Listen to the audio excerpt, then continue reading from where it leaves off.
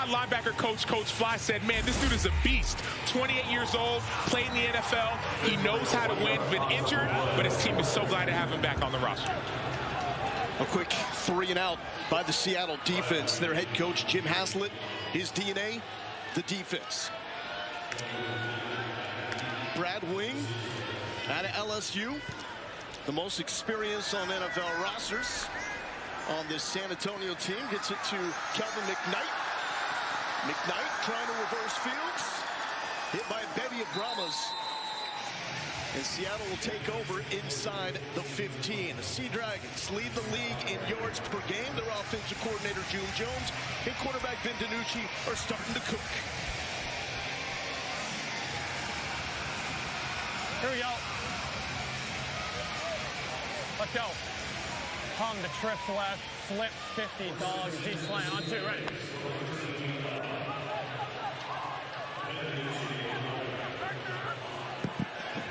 Set, go! Hot! Hot! DiNucci to throw on first down, and he finds the leading receiver in the XFL, Ja'Cory Pearson, for a first down. Hum trips right up. Hum trips right up. 860 dog D's. Hum trips right up. 860 dog D's. Jump, jump, jump, jump. Jump, jump. Keep your eye on 3 in orange. That is Pearson. And 0 is Josh Gordon, the former All-Pro. Set, go. Hot! Hot! DiNucci, the former Cowboys quarterback, to Blake Jackson, who, oh, by the way, gets lost with Pearson and Gordon. He's now got 19 catches, second most catches in the XFL. Right. And there is Jim Haslett. Hey, Wes. Here we go. Tampa off on 2, ready. Tampa. All right, man. Former Rookie of the Year as a linebacker for the Buffalo Bills. Set, go! Fantastic head coach of the New Orleans Saints. Hot! Hot! Morgan Ellison coming off the only 100-yard rushing game in the XFL this season. Good to see him back and healthy, Sam. He went down awkwardly in the fourth quarter of that win. He had over 100 rushing yards last week. People look at this offense, the run-and-shoot offense, say it's a passing offense, but their backs, Morgan Ellison has more rushing yards than any other back in the XFL. 80 on 2, ready.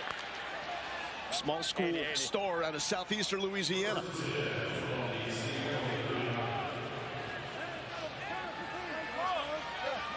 Set, go! Hot! Hot! DiNucci, good hands. Brought in by the former Cal Golden Bear, Jordan Veazey.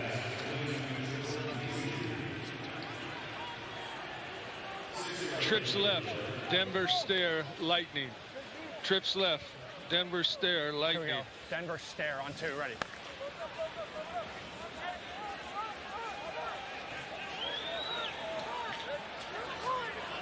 Set, go! Hot! Hot! Back to the ground. Ellison met at the line going backwards. This is a San Antonio defense that leads the XFL in tackles for loss. They talk about being physical, being attacking. That's what they want to be, and that's what they were the second half. They shut out the Houston Roughnecks in the second half of last week's game. They want to be violent, Sam. And there is Hines Ward, leading receiver in Steelers history. First shot at being a head coach.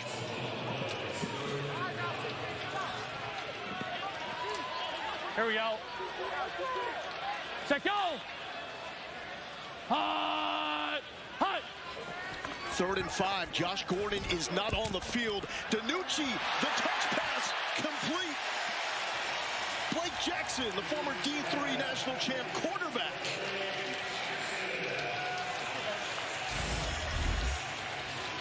So Blake Jackson, he's on the outside, lined up as outside receiver. He has outside leverage the entire time. So this outside breaking route is like pitch and catch for quarterback Ben DiNucci, and now wide receiver Blake Reno Jackson. to Z. Okay, spread left, 51 slow, Reno to Z on 2, ready. Block track, block track. TJ, that's right. Left, come on. Here we go, here we go. Here we go. Set, go! Hot! Hot! Gordon again on the sideline for Seattle. Dumped down to T.J. Hammonds. Hammonds showing some electricity in the first down before he's brought down by Jordan Williams. Hammonds has had to play receiver and running back just like he did at Arkansas. He's 5'2". Trips right half. Bucks lock, Y bubble. Bucks lock, Y bubble. So in this offense, it almost doesn't matter who's lined up where. You see Ja'Cour Pearson lined up at the number 3 receiver. That's the wide spot. You're going to see that bubble towards that side. Yep. Hot! Hot! DiNucci in rhythm. He's 5 for 5, goes back to the ground. And that's Hammonds with positive yards on first down.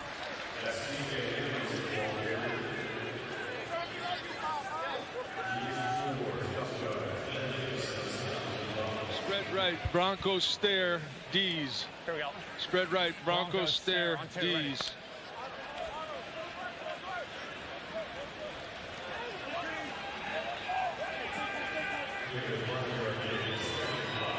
Set, go!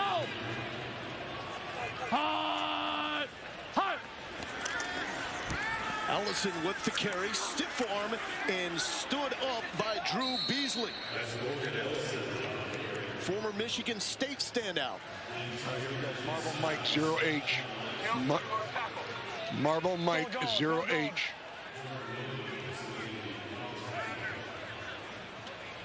Here we go. 881 on 2, ready. 881. Safety, you're going to have to cover a wide receiver now. Former Broyles Award winner as a defensive coordinator for the Michigan Wolverines. Josh Gordon checks in. He's at the bottom of your screen. DiNucci looking his way. Crossing route. It's going to be short of the first down to Jawan Green out of Albany.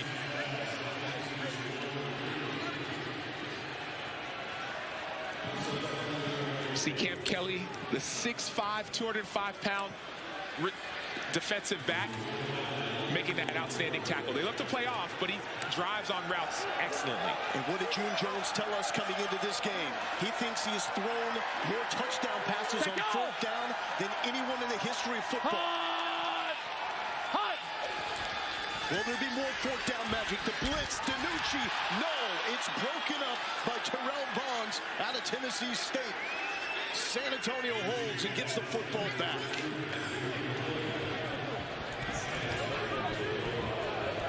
So Seattle was driving.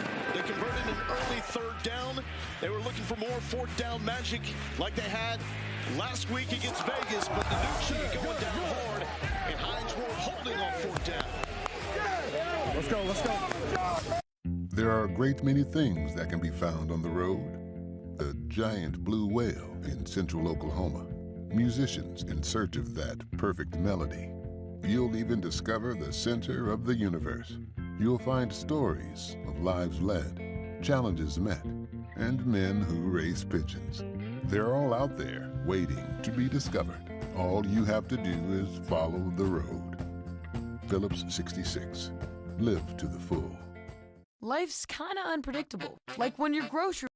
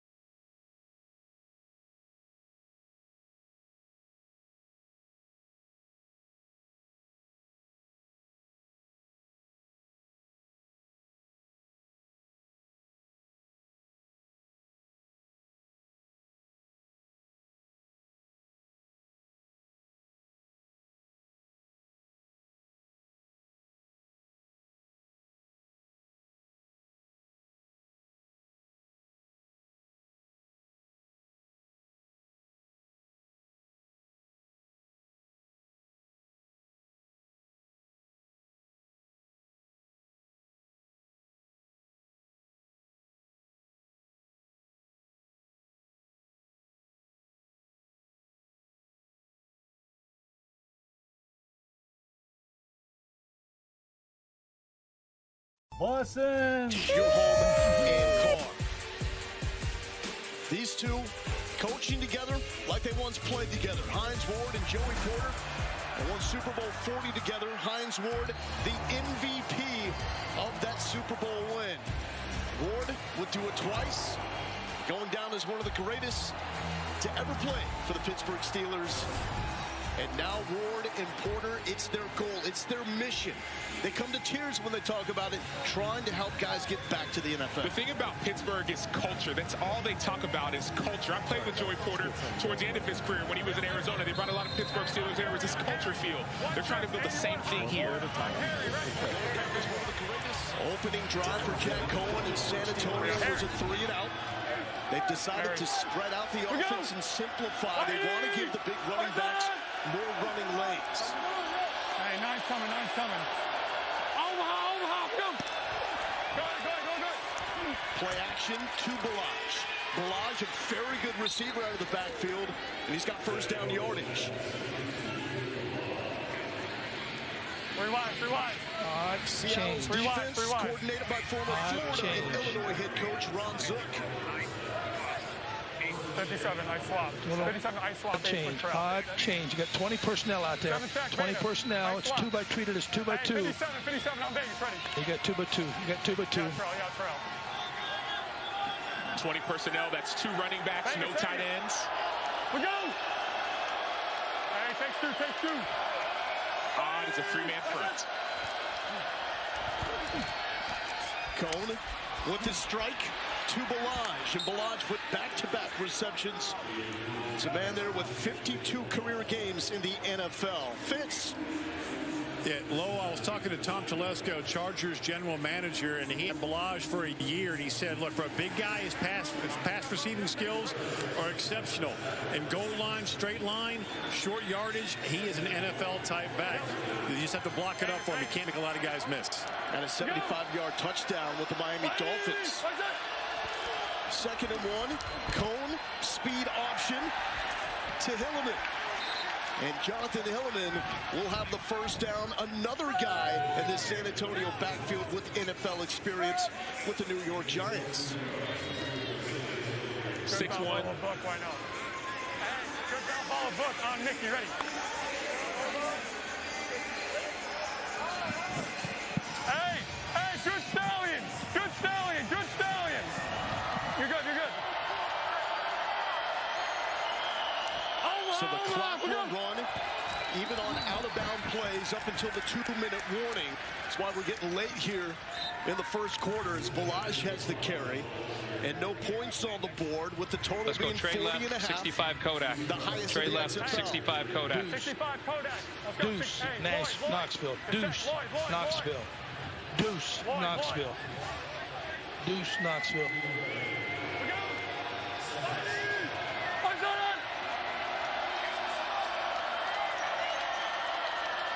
We got a slam. 65, we're good. Omaha, we go.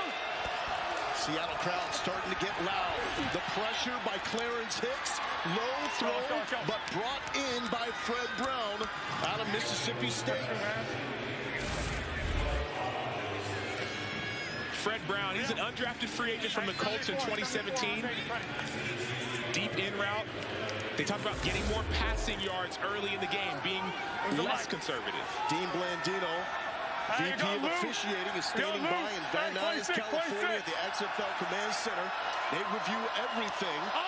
Each team also has one challenge. That's what the red dash means at the bottom of the scoreboard. Complete to Jalen Tolliver. Did not play last week. Makes his return. 74 Kodak. Hey, Harry. But he got thumped by the Cincinnati Bearcat, Lyndon Stevens. Harry. That Harry you hear is for a hard count. You want to see what they're in defensively. Kodak, take a picture of it. Omaha, we go. Cone finished up his career at Notre Dame. To another Notre Dame Fighting Irish alum, Alize Mack. Big first down. Nickel. Alizé Mack. So he leads the team in targets. Offensive coordinator talked about he loves spreading the ball around, that we don't know who to attack. This is where San Antonio will miss T.J. Vasher. Their 6'6" red zone target out with a shoulder injury. Let's go. We go. Red zone touch for Balaj, and he's dropped by Bryce Thompson, the Tennessee Volunteer. For Diamond left, 81 hot, ZN Pablo, H Big D. Diamond left, 81 hot, ZN Pablo, H Big D. 81 hot. I'm Vegas, ready. 81 hot. Hey, if 8 comes, just look. We out. Vegas. A lot of shuffling on the offensive line for San Antonio this season. Going into game number 4. Cone, pressure, gets it off to Balaj. He is rocked by Elijah Ponder. And man, Cone has taken some huge hits. We saw the one, he ended up underneath the bench in Orlando. San Antonio is passing so much more than they have all season long. What they want to be is a running the ball football team. On Lloyd, ready. But this game, they're coming out more aggressive. Cone is a tough dude. Both quarterbacks, pinpoint accuracy thus far. 3rd and 13. We go. False start. Left tackle, Rubens Joseph moved early. False start. Offense, number 71. 5-yard penalty. Still 3rd down. This is not the same San Antonio Brahmas offense that we've seen the first 3 weeks. This offense is spreading it out so much more in order to open up the run later down the line. Hey, 64. Seattle crowd, they've showed up. They're loud. A lot of them on this side of the field in the end zone, where San Antonio is now stalling.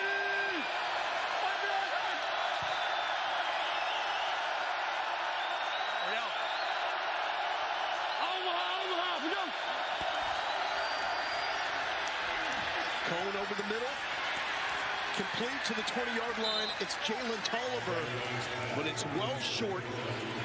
And it's Parker Romo time out of Virginia Tech. It's 4 for 5 on field goal attempts. We're seeing this, you talk about the offense being cut in half, the playbook being cut in half. What Hinesworth said is, let's go back to our plays that worked, and let's just run those. That's what we're seeing offensively.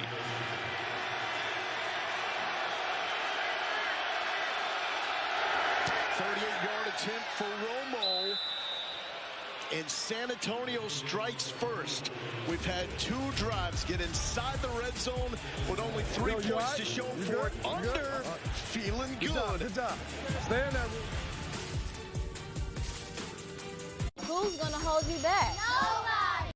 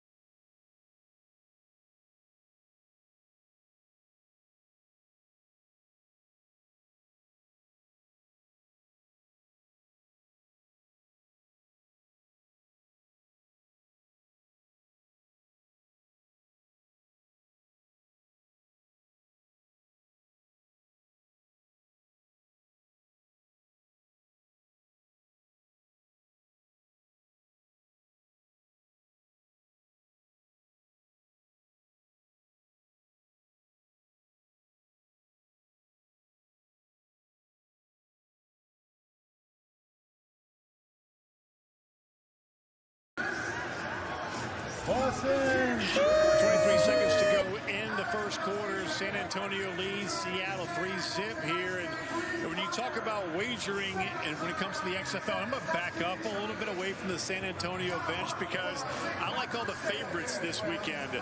Now, look, I didn't like a lot the first game. I like the under. They're holding that against me. Obviously, it flew over. I hear you laughing, Lowell. You know, paybacks are, you know what, partner. But I like St. Louis. I like D.C. And I'm on the San Antonio sideline here. I'm about to get my butt kicked, but I also like Seattle laying the 4. Why? Quarterback and head coaching experience. Ben DiNucci leads the XFL in almost every major category. Look at the coordinators also, guys. They have that coaching experience. I like Seattle. And by the way, Fitz did not put those expenses on the court card. It would be a no-no. We're playing with fake money here. So here comes Ben DiNucci, and the Seattle offense drove it down inside the 20. Could not convert on 4th down, but DiNucci 6 of 7 for 54 yards. Here we go, here we go. Here we go. 591 on 2, ready. 591, 591.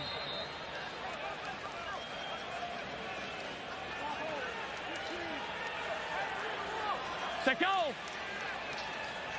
Hut! Hut! Former Cowboys quarterback has time. Comfortable, the throw is high and off the fingertips of Juwan Green.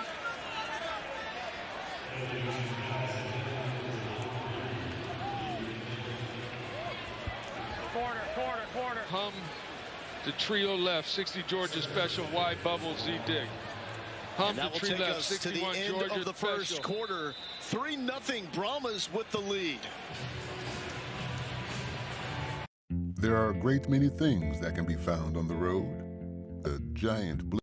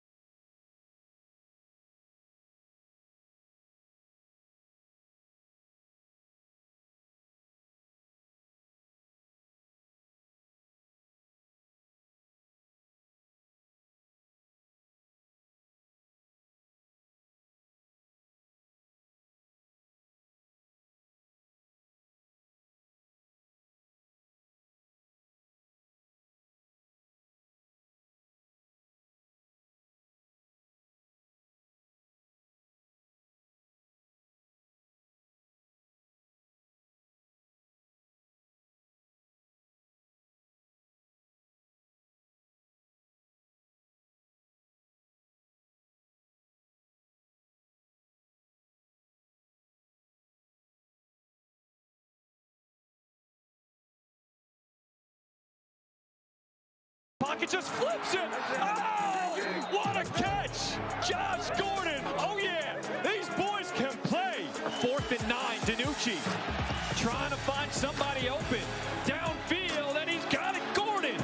DiNucci takes a shot upfield to Gordon. Gordon caught it. Gordon's backstepping. Gordon's going to score.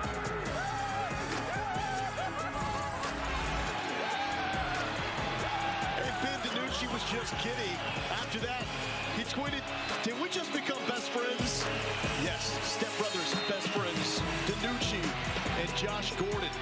It was awesome. We even heard the play call. 860 dog with streak on backside from June Jones. The streak on the backside was Josh Gordon. Hot!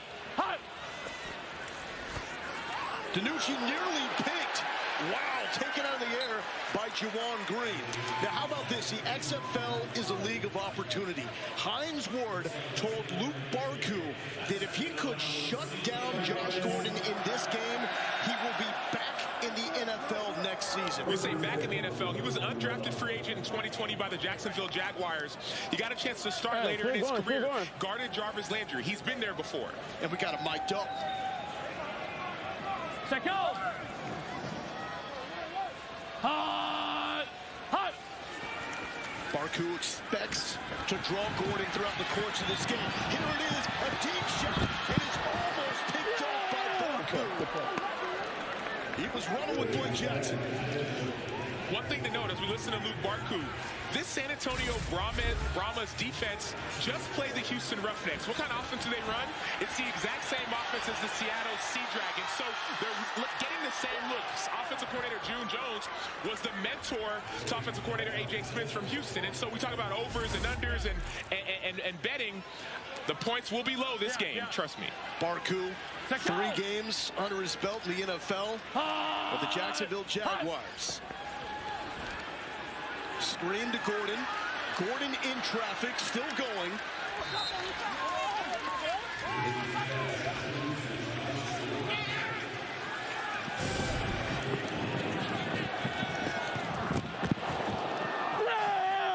Good play.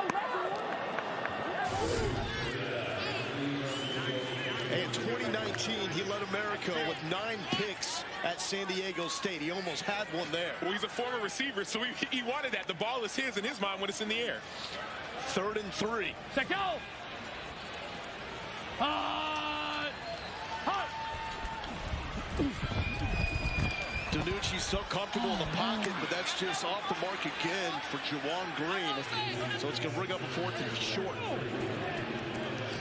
Hey, Acho, points will be low in this game. Trust me. Where was that intel last night at dinner over calamari, brother? Well, I was down on the field before, and I was talking to some of the coaches. And I was reminded by Coach Fly that, oh, yeah, they got a game coming up. But I remembered, man, San Antonio was played this exact same offense. And, oh, by the way, they shut them down in the second half of last week's game.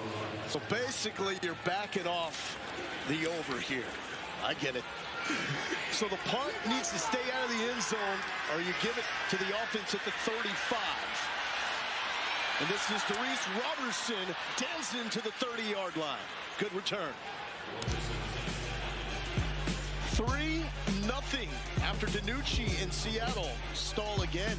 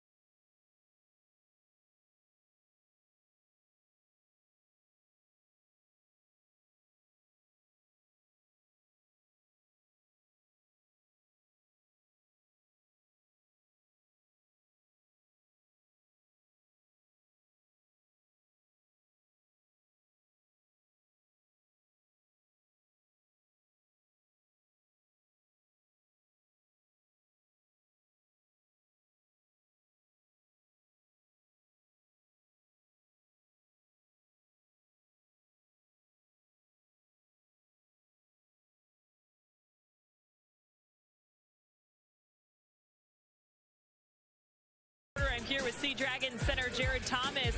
You guys are seeing a 3-down front from San Antonio. How have you prepared for that coming into this game? Well, one, I think it helps that our defense base front is 3 down. So we're used to seeing the different fronts that come with 3-man, 3-4 looks, 3-3s. And we knew coming into this game that San Antonio would be a little bit of a sprinkle of 3-down front. So we were prepared for it. Just got to settle in and execute a little bit better. How do you feel like your team has responded after a W a week ago? I think we just got to settle in a little bit better. I know everybody's excited to get another win in the W column. So we just got to allow the game to come to us, not force or press anything, and just continue to play our game. Thanks so much. It's good to see my man Jared Thomas healthy. He got trucked by his own teammate Morgan Ellison in that win last week. Cone throwing on first down, tight window to Jalen Tolliver. Excuse me, that's Travis Johnson out of Montana State. By the way, live line right now, Seattle minus 1.5 total, 33. There you go, Acho. I still don't think it's going to get to 33. Give me the over on 33 right now. Give me the under, baby. We go.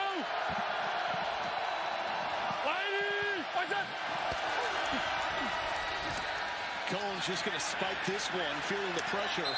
Now check this out. We got a flag. We'll listen in and see what this is about.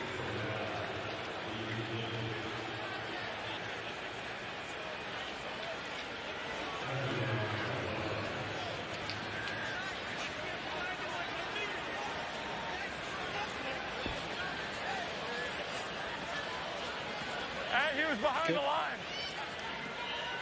So Muller's talking about defensive pass interference. The ball hit the ground well short, so we're just going to wave that off. Got number 6 is in the area. He's behind the line of scrimmage. The ball's behind the line. There is no foul on the play. The contact was ruled legal. The pass was legal. Number 6 is in the area. It's third down. Third down. Let's welcome in the VP of Officiating, Dean Blandino. What was that conversation about, Dean? Yeah, a couple of things. They were talking about, well, is the ball catchable? Was the ball behind the line? And actually, was there an eligible receiver in the area? So there's a couple of things that the crew got together, discussed, and ultimately felt there wasn't a foul on the play. Dean, thank you so much. And even if the call went the other way, that's something that you can challenge. With these one-time challenges per game, you can challenge anything. Ball is batted down at the line of scrimmage by Antoine Jackson out of Ohio State. A guy that Ron Zook simply calls Buckeye.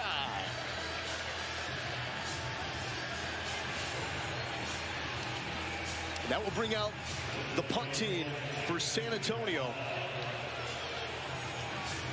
Brad Wayne with the second punt of the night. And it's Kelvin McKnight deep for the Sea Dragons. So for punters in the XFL, there's no coffin corner. You don't want to kick it out of bounds. So it's all about being directional and getting the hang time, as that one is fair caught at the 30-yard line. Week 4 in the XFL continues tomorrow on ESPN2 with the Renegades squaring off against the Battlehawks at 4 Eastern, 1 Pacific. Then it's the Vipers and the DC Defenders, who are 3-0. Both games available on ESPN+. St. Louis is doing it right. And Dwayne Johnson, XFL co-owner, he's pumped up about potentially setting a new spring football attendance record, 35,000 plus. That's what they were expecting. The lower bowl sold out 2 weeks ago, so they keep adding more and more tickets and availability to the Dome at America's Center. They added 3,000 tickets on Friday. By Saturday, they were sold out. That's what it's about. They love their football in St. Louis. It was taken away from them. Now they got it back with a very exciting team. And their first 3 games have been away games. This is St. Louis' first home game, so the fans are excited. And both these teams know about St. Louis and what they can do on the comeback front. Week number 1 at San Antonio, they were 2 scores down, came back in the final couple of minutes, and on this field, in Seattle's opener, it was a walk-off field goal by St. Louis for the win. Hot! 2nd and 7 for DiNucci. Here's Pearson, full head of steam, makes a man miss, and that is a swing and miss by number 8, Cameron Kelly. Now the XFL standings is getting good. So the Brahmas and Sea Dragons at 1 and 2. Both of them feel like we should have beaten St. Louis to put them at 2 and 1. Who's the team to beat, though? Houston's 4-0 now. Yeah, Houston's definitely the team to beat. I think in all of the XFL. The complement of the guys on the defense and that prolific offense that make them so special. Houston had second to longest odds to open up the season. Now they're the favorite, as that is a strike to Jawan Green. His longest reception of the season. It was previously 22 yards. You see the zone concept here. You got to play deep to short. That's a perfectly placed ball by Ben DiNucci. One of the reasons I talk about playing the under in this is that as a defense, you get more comfortable week after week after week. And so you give up that play and you say, you know what? I've seen that before. I won't give it up again. Yeah, play the under with the total, though. The Seattle offense can get going quick. And there it is. Little toe tap as Damian Willis out of Troy. Looks like he got both feet in the XFL. It's the college rule. You just need one. This is true. I did see a little toe there, but that may be exactly what Hines Ward was looking at. Well, we have a first challenge of the night. I want to challenge that. Bingo. Push off. I find it interesting how a receiver, the former receiver, push off. Challenge. Yep.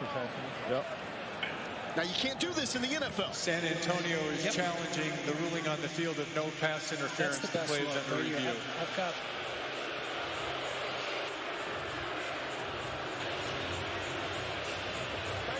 So I'm looking at the right hand. I want to see if there's anything else from that other side. Chris, I'm with you. He's challenging that it was offensive pass interference, correct? Okay. Yeah, this is my best look right here. I've got left hand into the shoulder, and he does create separation. Just looking to see if there was any kind of tangled feet. Yard line.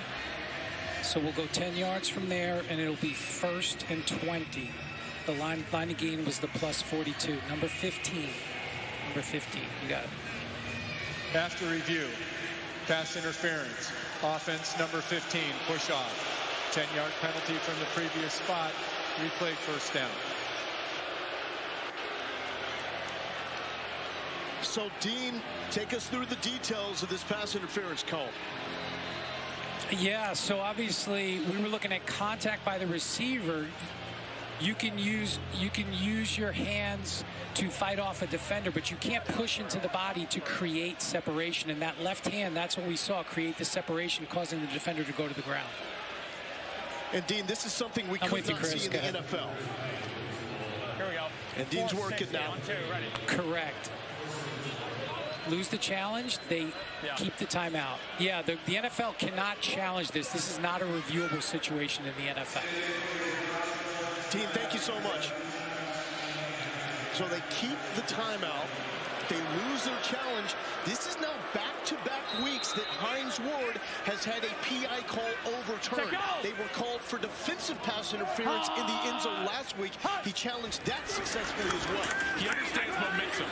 One thing that Hines Ward gets is that in games like this, you don't have to save a challenge for later. Your team is leading. You're still in the game. You're slowing down a prolific offense. Challenge them now. Get them in backup situations, which offenses like these don't like to do, and you win. And that's Ryan Lewis back home. Played his high school ball here in Seattle with his brother Drew Lewis, that's also on this San Antonio team. Their pops, Will Lewis, Director of Player Personnel for San Antonio. He was in the Seattle front office for 12 years and played for the Seahawks. This is his first time in his professional career that he's made the team on Final Cuts. He was ecstatic when he found out. DiNucci all day dumps it down, and Allison is upended by Barku. Coach, the challenge right there, what'd you see? That's an old savvy move I used to do back in the day, man. But clearly it was OPI.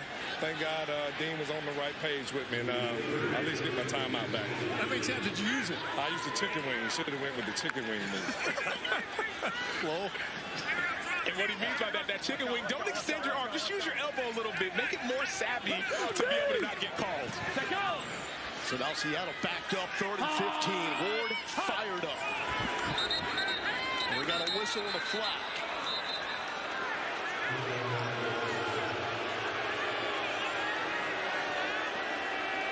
False start. Offense, number 15.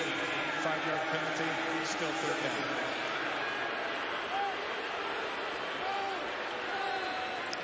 If you watch this defense play, the St. Louis Brahmas defense, trips like Cowboys. If you watch them play the second half of last week's game against Houston, you would say, man, this is the best, one of the best, if not the best defense in the XFL. Can they put it together for 4 quarters? We've seen it for 1.5. Let's see what they finish like. And if you took the over, that time ticks away. You're looking for the 2-minute warning, something to stop this clock, because this is not good for you. Ellison, the short carry. It's a punt situation for Seattle. I'm just telling you right now, there's no chance for the over. What? You're saying no chance? No chance.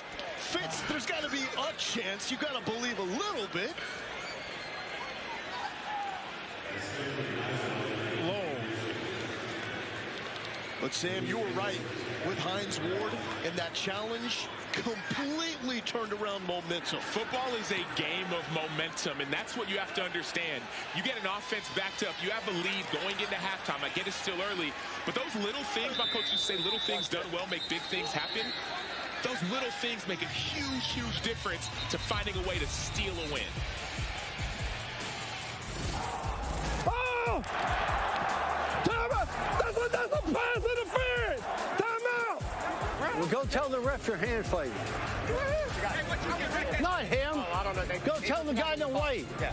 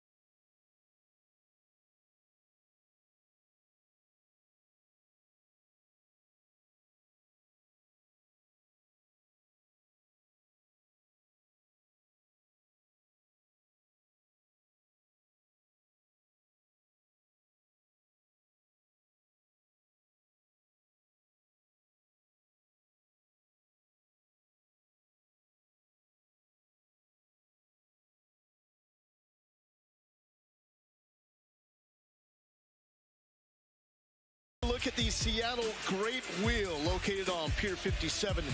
Beautiful downtown Seattle, opened up in 2012.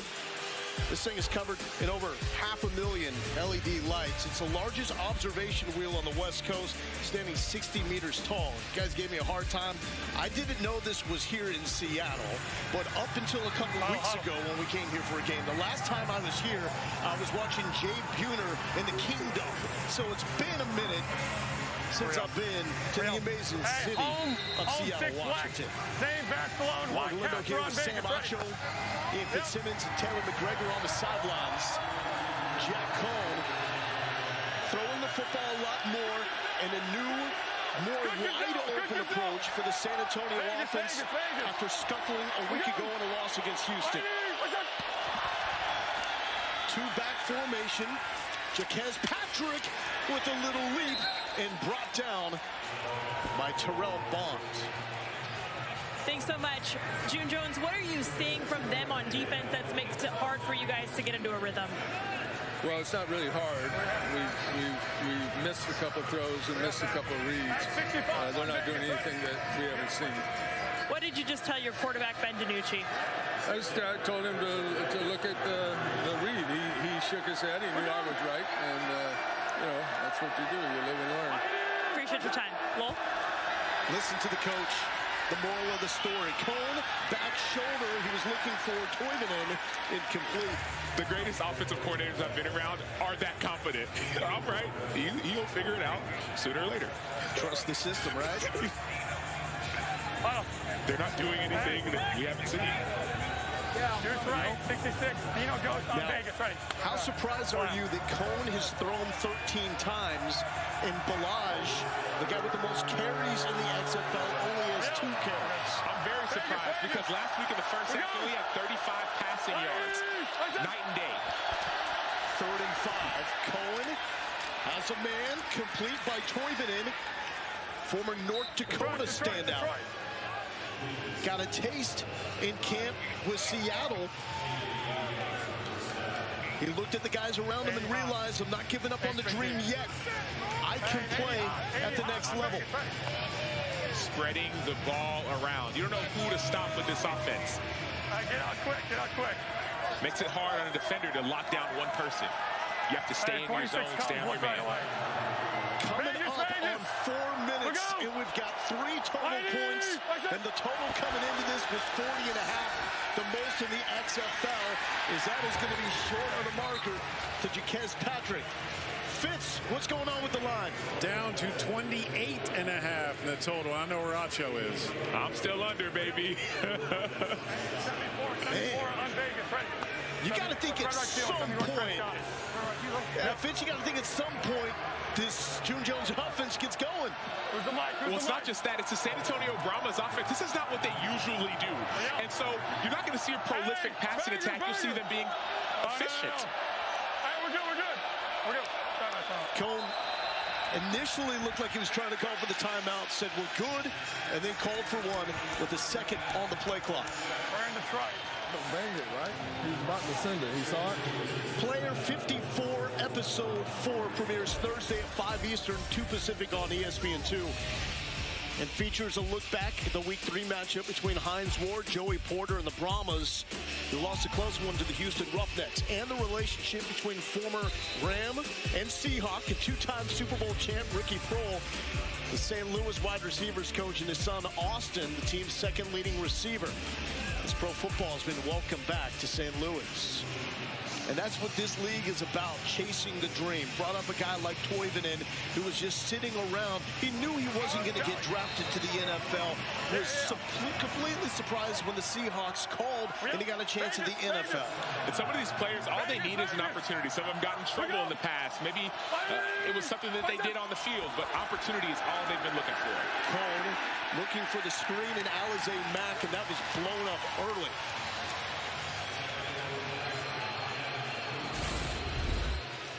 So you had a screen set up, but sometimes when you get pressure on the quarterback, it messes up that timing of the screen. That hitch, and obviously you see Sharif Miller with the tip.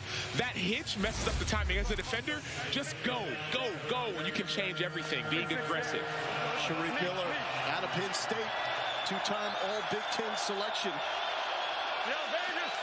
One NFL game in his career with the Eagles in 2019. Seattle fans get loud, and that's going to be a delay of game. Delay of game. Offense. 5-yard penalty. Still 3rd down. Sam can't have it. You can't. And I was talking to their outside linebacker coach before the game. I mean, you got to be looking at that clock. I said, you got to make sure you check the clock, too, before down.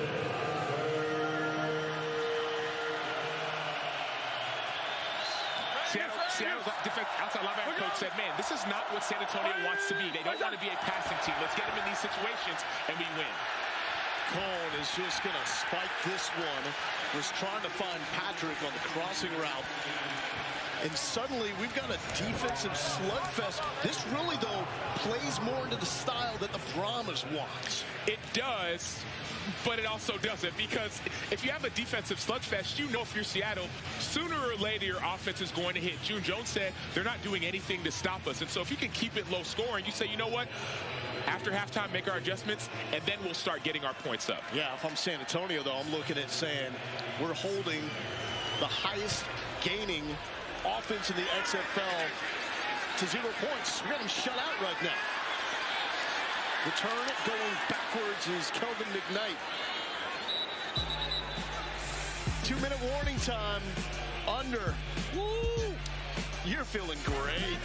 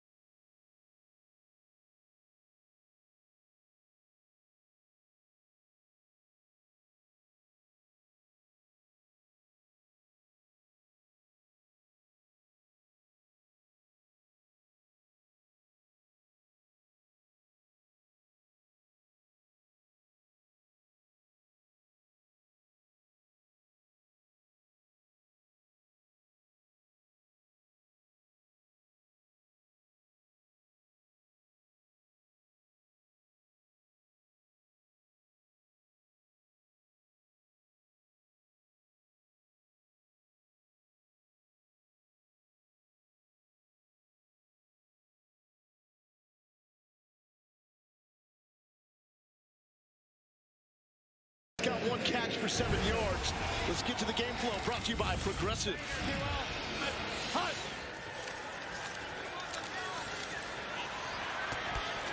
All night long, Luke. Stay in his ass all night.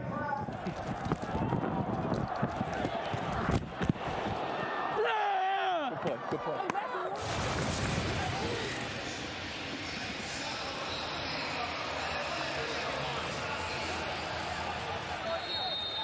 Sam, how about that? One catch, 7 yards for Gordon. Barku drew that assignment. He's been excited about this matchup. He said, as we're watching film on Josh Gordon in this offense, I know exactly what to expect. DiNucci back to work with 1:51 left. He's hit as he throws.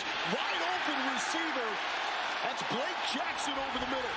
Jackson still up, still scampering. Was he touched? They're going to signal touchdown. I've got him down. I've got him down. Chris, we've got a touch, so we're going to come back. You can make the announcement. We're coming back. I've got him down by contact at the Seattle 45-yard line. It'll be 1st and 10 there.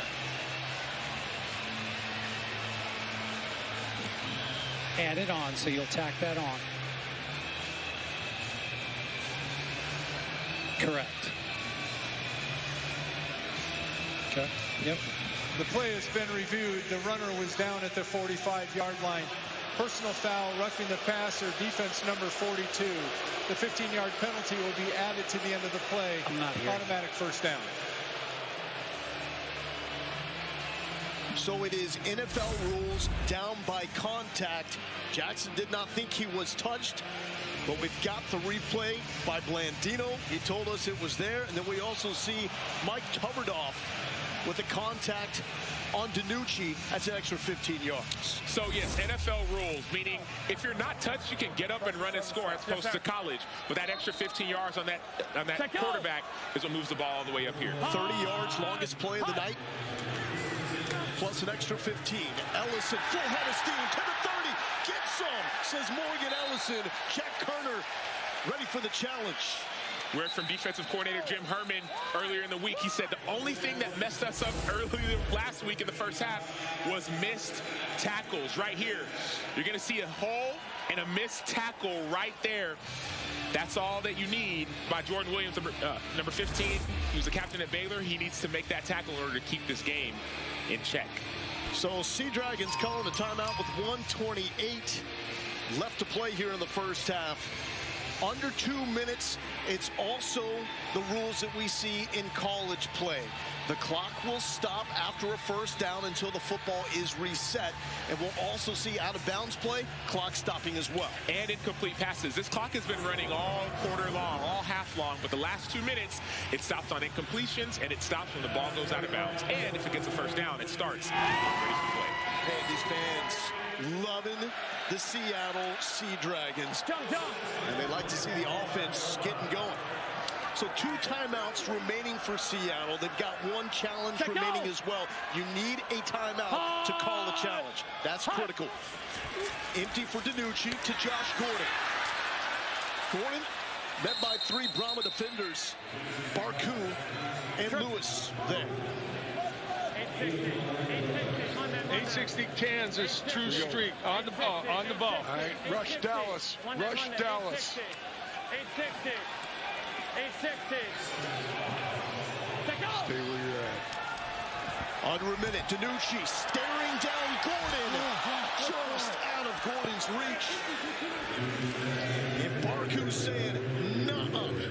Putting the short sword in the sheath. The only minor disadvantage Luke Barku may have is his size. He's 174. So he said, if I could just stay in phase, stay in position, keep my body in the right position, not to be outsized by Josh Gordon, 6'4", 217, I'll be A-okay. Hey, this is a battle right here between 2 guys that have tasted it and are trying to get back to the NFL.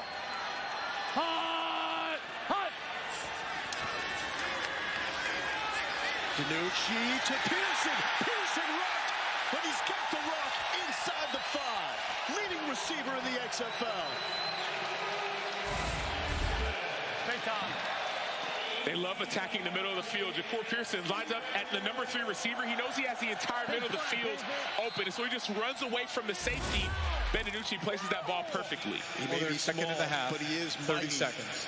He is small, 5'7". But Jim Jones told us he is made for what we do because he is smart, he has great concentration, he can run, and he can catch. Told us, too, he's going to play in the NFL. And he has great contact balance and acceleration. Contact balance, when he gets hit, he doesn't fall down. Acceleration, as soon as he touches the ball, he can take it a 3-yard pass, make it a 30-yard completion. You're good. 2 yards, big fella, let's go. All right, Pearson has become the poster boy for the XFL this season. He was an unknown. This league has helped make him a star. And what's great about him as well, he played at Western Kentucky. He played slot receiver, went to Ole Miss. He played outside receiver. He doesn't care about his size. He has a mentality of making plays. Everybody got to know him when Destroying featured him. Those one-on-ones up at Ford Field in Detroit. He balled out and won the whole thing. Take go! Hot! Hot! Allison with a carry. Stuffed, going backwards. It is Jordan Williams out of Baylor with a TFL. Keep in mind, this is a San Antonio defense playing without their top playmaker, Delonte Scott. And one thing I love, Jordan Williams, he shoots the gap. He was a captain at Baylor. He knows what it takes in critical situations. Remember Baylor in the Big 12 championship game a few years ago?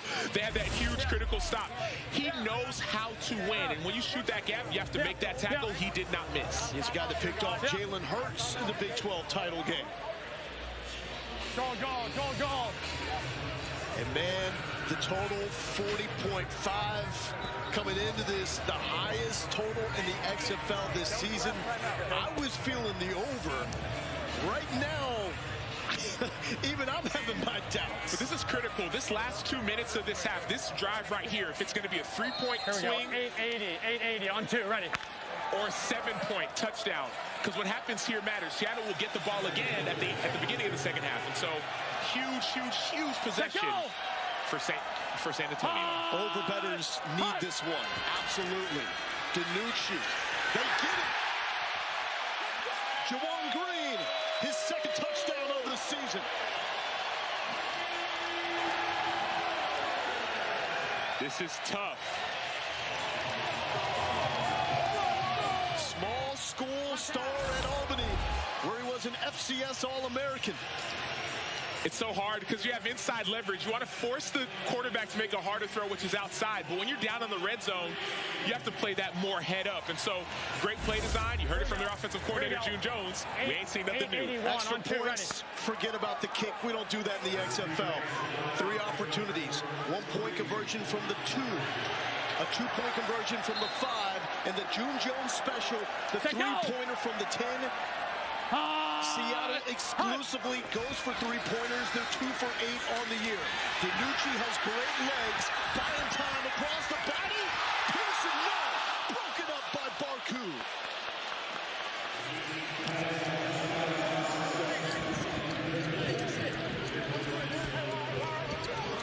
Overbettors cannot get any breaks tonight here in Seattle.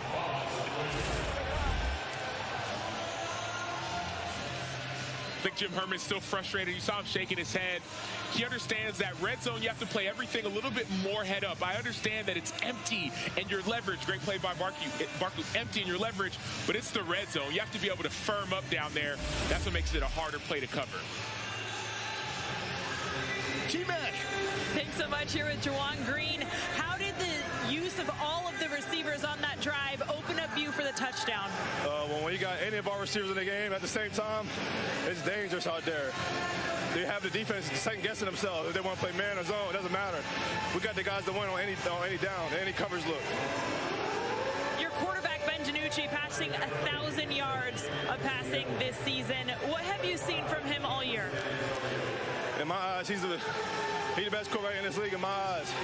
Like, I don't see through nobody else's eyes, but I can give you my opinion, and that's what I believe. He works hard day in, day out. First one on the field of practice, last one to lead the field. So he's just showing what he's doing, God-given. Thank you. Wolf? Fred Brown from a foot inside the goal line. Brandon Silvers, meanwhile, in Houston, watching the broadcast going, okay, I got something to say about that. And my record will show that. My receivers might have different eyes. And give Juwan Green some props, because going back to last week, he's the man that ran traffic for Josh Gordon on that 65-yard game winner. He was tossing people to the ground. He was almost celebrating while Josh Gordon was 15 yards away from the end zone. 33 seconds, 2 timeouts for the Brahmas.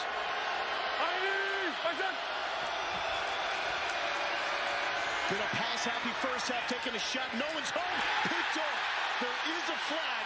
Antoine Brooks with the interception to the 30 and brought down.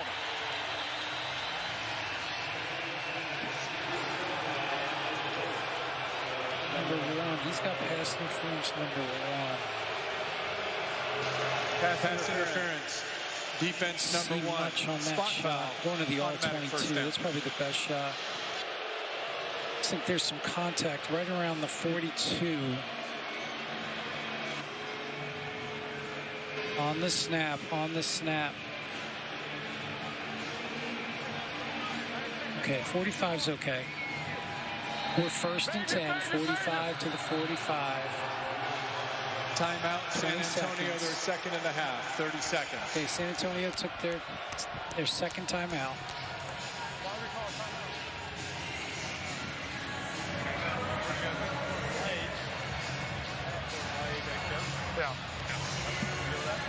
Dean, what did you see on that call? Yeah, you know, we were looking for an ISO on the receiver and the defender. There was some contact right around the 43, 44-yard line. That's what the official saw. The ball was in the air. I did see the receiver kind of stumble due to the contact. It was tough to tell exactly what happened with that all-22 look. It's right there. That's where the contact occurred. And, Dean, you can overturn a call like that within 2 minutes, correct? In the last 5 minutes of the fourth quarter. Other than that, that would have to be a coach's challenge. Thank you, Dean. Cone flushed. He wants to show the NFL that he's got a lot more wheels than he's given credit for. That's a nice scramble.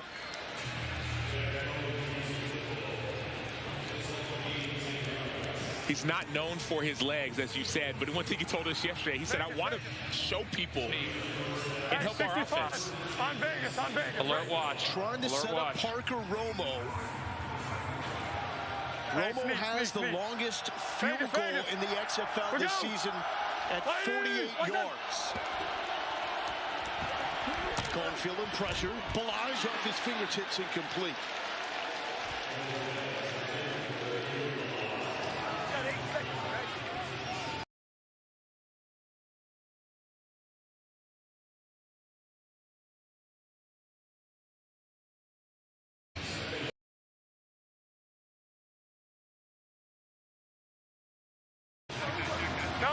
That is Jaime Elizondo, 66, Dallas. the Mexico-born offensive coordinator for this San Antonio team. Hey, let's go. Omaha, we go. Quick out route and complete to Tolliver. Field goal. Field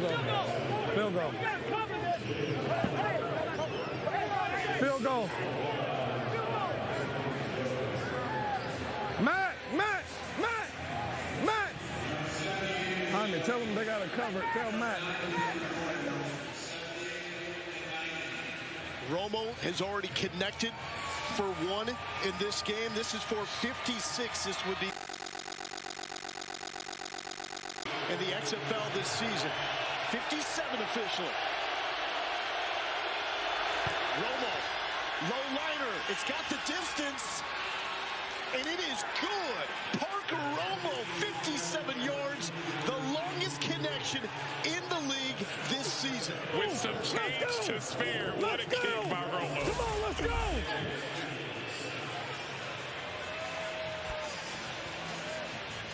Parker Romo did his college kicking at Virginia Tech. Wow. Through the uprights. His previous long in the XFL this season was 48. Good job! Hey, let's go! Get your ass in the room! Let's go! Yes, sir. Gonna listen up to your head coach when he's that passionate. Jack Cone, surprised that he comes out and has only 2 fewer attempts than Ben DiNucci. We expected it from Seattle, not San Antonio. I've been thoroughly impressed by what I've seen by Jack Cone, and I think Seattle's been a little bit surprised. They did not expect San Antonio to be passing the ball 19 times, 19 attempts. This is not who they've been. Now, what I'm interested to see is what happens at halftime. There's going to be so many adjustments. Can you keep this offense going now that Seattle knows exactly what you're going to do? Hope you took the under.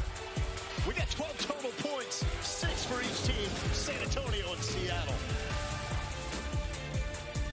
Phillips 66 presents Kanisha and Courtney. Their sport? It's what they'd call a 15-second.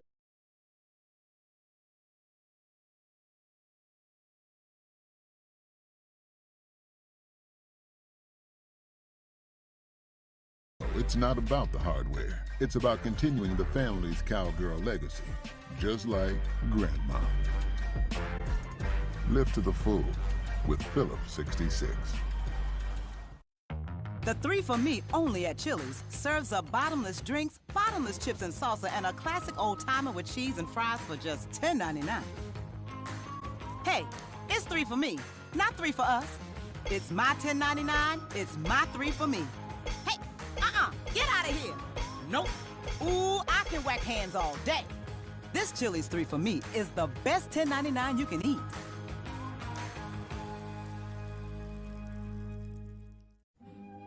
When you buy 10 tickets on Vivid Seats, you get the 11th ticket free. I wonder what my 11th will be.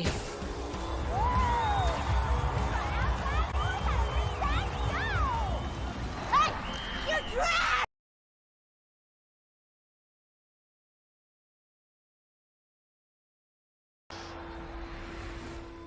What's your 11th? Life's kinda unpredictable. Like when your groceries arrive the moment you remember everything you forgot. Or when your kid says, "There's the big so at school tomorrow." Tomorrow? Or when you discover art couture is a thing you have to try, like now. Or when you could go to the store, but you also need to walk the dog, pack the lunches, and oh yeah, take the kids to school. You have children! For anything today brings, fresh groceries and more, free same-day delivery. Walmart Plus.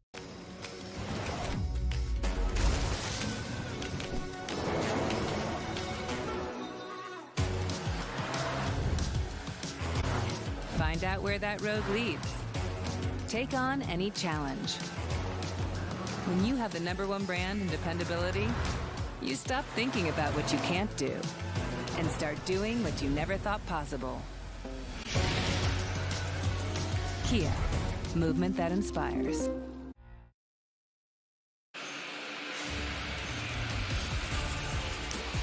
These amazing folks here in Seattle, Washington absolutely love their football.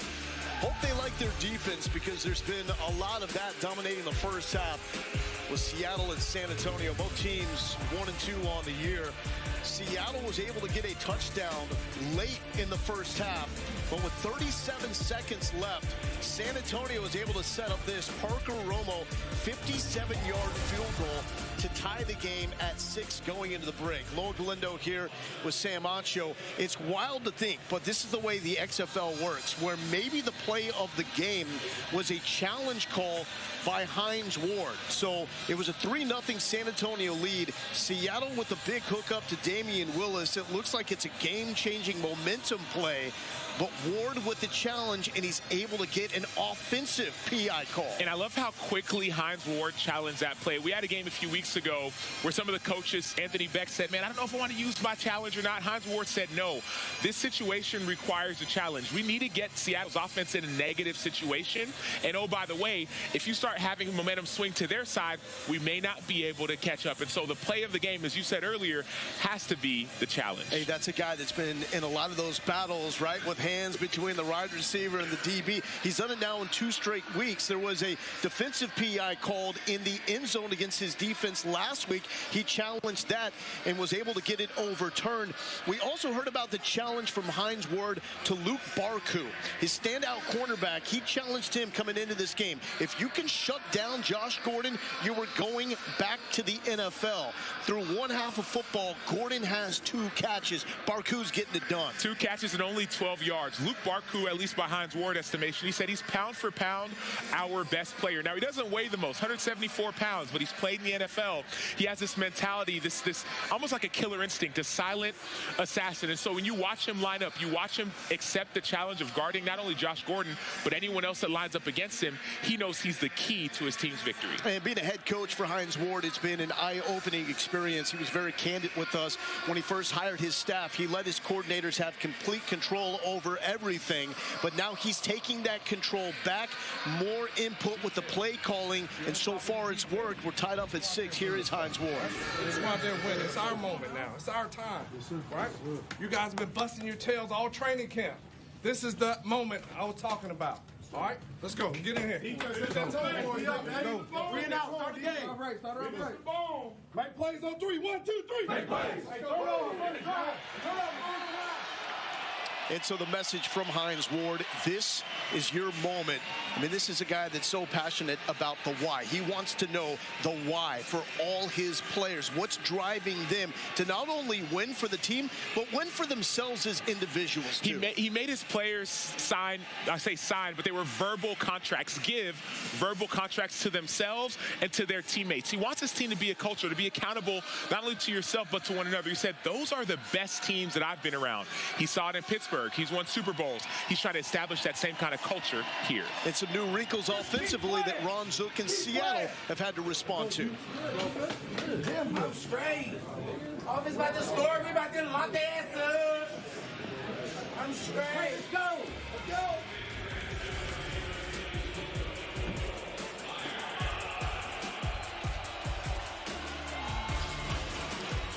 And we'll have more from Lumen Field when we return through one half. San Antonio and Seattle tied up at 6.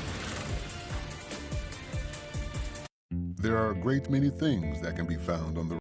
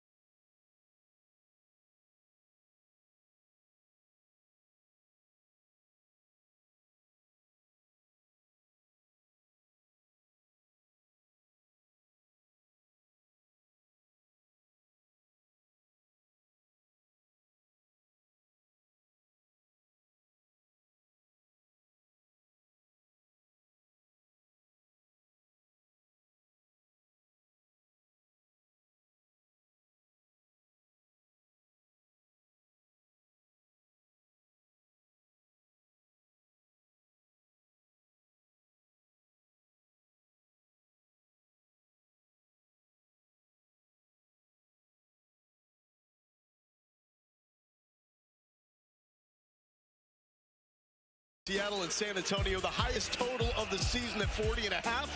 We've got 12 total points, tied up at 6.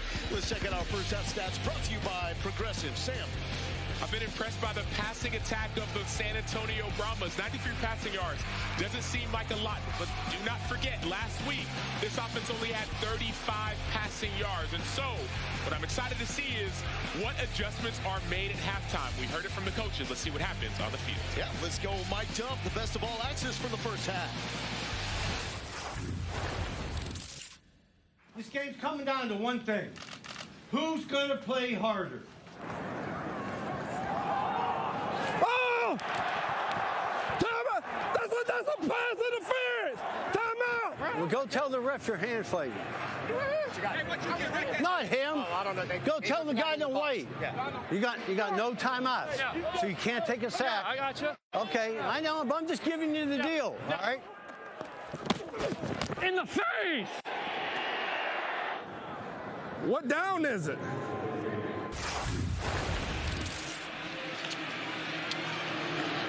Man, Ben DiNucci even calling for his own penalty in the face. And you see Haslett trying to get you on some double and Ward. Haslett was actually the defensive coordinator for the Steelers in Hines Ward's first 2 seasons in the NFL. Seattle will start with the football. Teams line up at the 30 and 35. They cannot go until the ball is caught.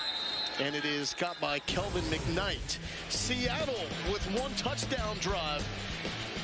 DiNucci with that shot over the middle. He got the 15 yards as well with the roughing call. Ellison leading it down inside the red zone. Shakur Pearson inside the 5. And then it was a touchdown toss to Green. Went for the 3-point conversion after that, as Seattle always does. However, they could not convert. On 2, ready. Let's go, let's go, let's go, let's go. DiNucci 16 of 21 for 148. The XFL leader in all major passing categories. Ellison staying upright. A little jump cut and gets it to the 37-yard line.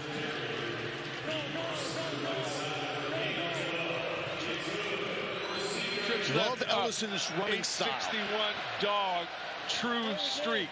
861 on 2, ready.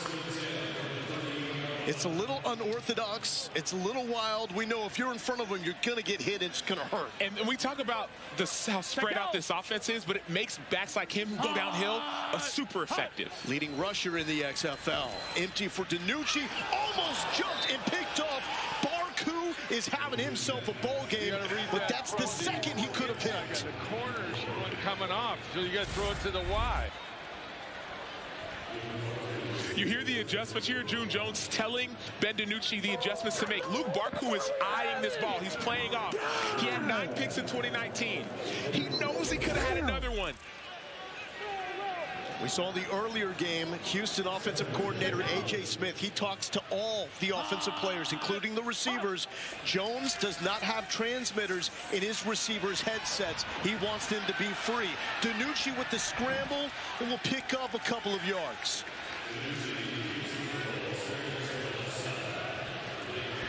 You get 15 communication devices. You can spread them up however you like. Cube. Same call on the backside. Cube on the backside. Yeah. Rush Brooks.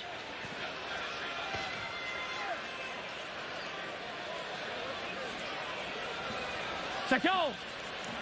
3rd and 7. Where Seattle is 3 for 6. Short of the first down. Blake Jackson will set up a 4th and short.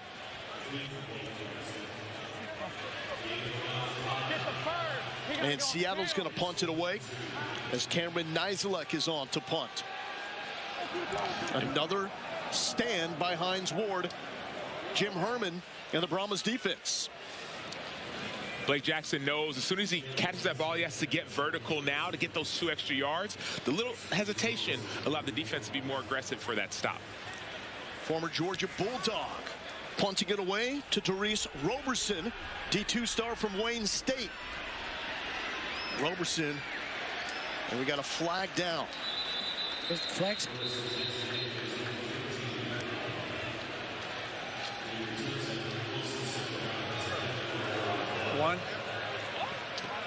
Number one. During the return, holding receiving team number 1 half the distance to the goal. It's 1st and 10. That will back up Jack Cohn and the San Antonio offense. Here's Hines Ward getting into it. Travis Johnson will be down for the game. Travis is out for the game. Rob, what happened? What happened to him? He said he can't go. Hurts.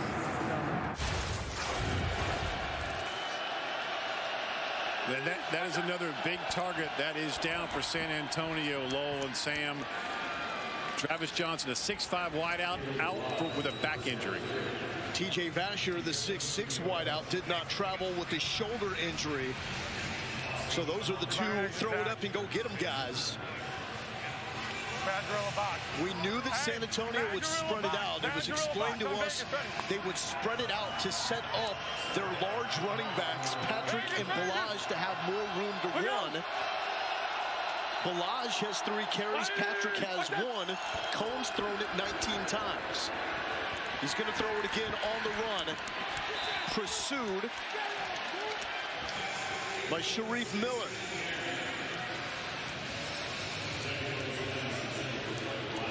We got Trey Wright. 64 Penny. Kodak. Let's go over Knoxville. Over Knoxville. Penny over Knoxville. Over Knoxville. You have that Penny call. That's that 3 down linemen, 2 outside linebackers, only 1 inside linebacker, 5 DBs.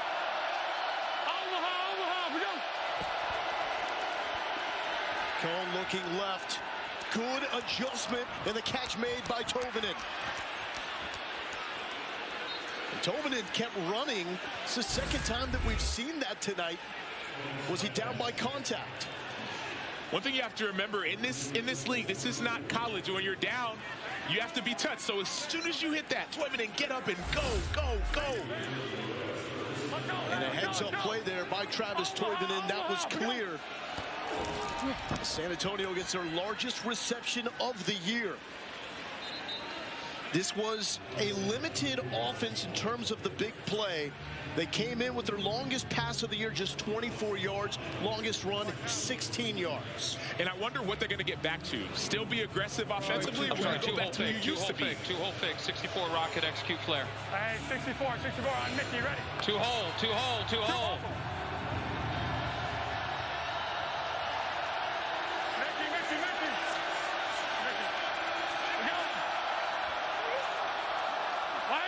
Brown in motion. Back to Brown, and he dropped it. The Mississippi State Bulldogs simply let it slip out of his hands. FX Snowfall is back for its 6th and final season, where a feud threatens to destroy the same family. Every Wednesday at 10 Eastern, 7 Pacific on FX, also streaming on Hulu. Seeing Buckram getting some work done there to the old helmet. And that's Norm.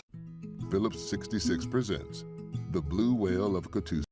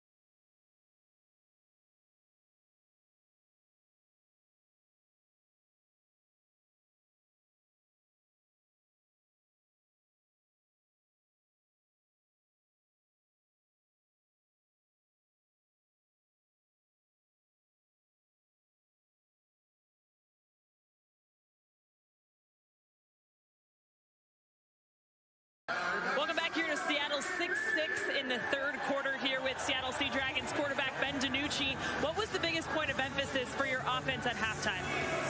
we're moving the ball, playing well, shooting ourselves in the foot. We've had a few penalties.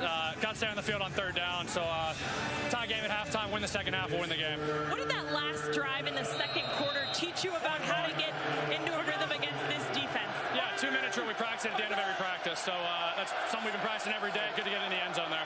Appreciate it. Thank you. T-Mac, thank you. Critical 3rd and 7 as the Brahmas moving near midfield. Cone is dropped.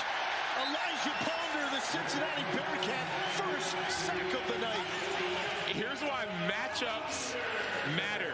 So Norman Price, 72, right tackle, just went down. Who went in? Malcolm Bunch. He was listed as a guard. Once his first play in, all of a sudden Ponder says, you know what? I'm going to shine. He's great with his hands. He keeps a great angle on the outside. Then he just does a side swipe. He uses 2 hands. We call it a side scissors to keep the offensive lineman from touching him. And he runs the hoop and gets the sack. Wing with the punt. McKnight will field it at the 10. Little delay, hesitation, and then books it. Decent return, shy of the 25-yard line. Time for DiNucci to get back to work.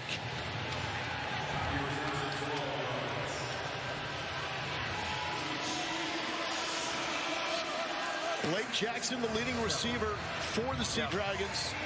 4 catches, 55 yards. Green at 4 for 36. Pearson and Gordon have been quiet tonight. Gordon wearing number 0, bottom of your screen, former All-Pro. Pearson in 3 in the slot.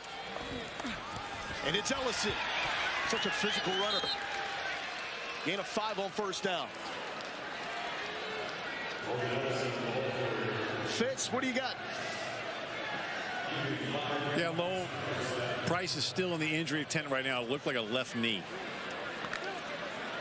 Fitz, thank you. And that has been a very big question mark for San Antonio this season, the shuffling of the O-line. They have 2 new linemen, and now another one went down. They have to get another new lineman.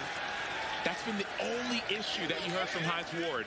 Say, man, Jack Cone struggled. Well, it's really the offensive line that has struggled that hasn't given him time to keep his feet calm. Ellison looked like it was very close to the sticks. He spotted shy at 3rd and 1. Here we go. 61 on 2, ready. Trips left. 61. Just read it now. Just read it. It may give us a big one here. Josh Wider's split. Josh 9. You got the 9. 1 step him and put it up on top. Set go.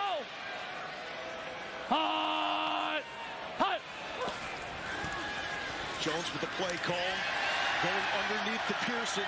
Not the big one they wanted, but it's good for the first down. Former Hilltopper and Ole Miss Rebel. So of course you heard June Jones talk about getting the big one, but you got to get these first downs first. So you get that first down. Now you're between the numbers and the hash over there. Set go. San Antonio backs off at the last moment. DiNucci throwing on the run to Pearson, and Pearson with back-to-back first downs. Week 4 in the XFL continues tomorrow on ESPN2 with the Renegades squaring off against the Battlehawks at 4 Eastern, 1 Pacific.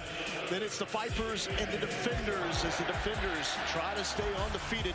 Both games available on ESPN+. St. Louis is going to be bonkers. More than 36,000 fans expected. Should be a spring football attendance record. They sold out the lower bowl a couple weeks ago, and they keep making more levels available, more tickets available, because St. Louis is football deprived. One of my friends a few weeks ago said, Sam, what are you doing in a St. Louis game? I can't wait to go and watch the Battlehawks play at home. Now this is big. This is Morgan Ellison. He is down with an injury, holding his head. We saw Ellison take a awkward drop off a tackle a week ago. Wasn't 100% coming into this game. We'll check on Phillips 66 presents The Blue Whale of Catoosa.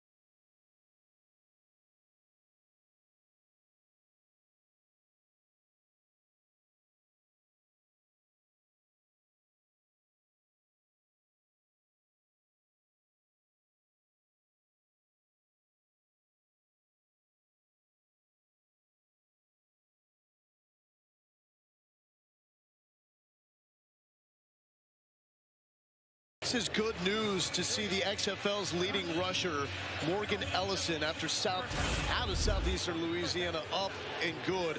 We heard it off the live mic what he said after this contact. Someone landed on his chest and he couldn't breathe for a moment, so basically had the wind knocked out of him. But Ellison is good, tough guy that's going to be fighting to get back in this game. Meanwhile, Darius Bradwell checks in at running back. Seattle signed him this week. Former Tulane star gets the carry, left side, and that's a first down. And Lowell, you saw that knee on the chest. That's someone who landed on Morgan Ellison was 6'2", 365-pound man named Javier Edwards. So that would hurt all of us. Ellison, the epitome of toughness, though.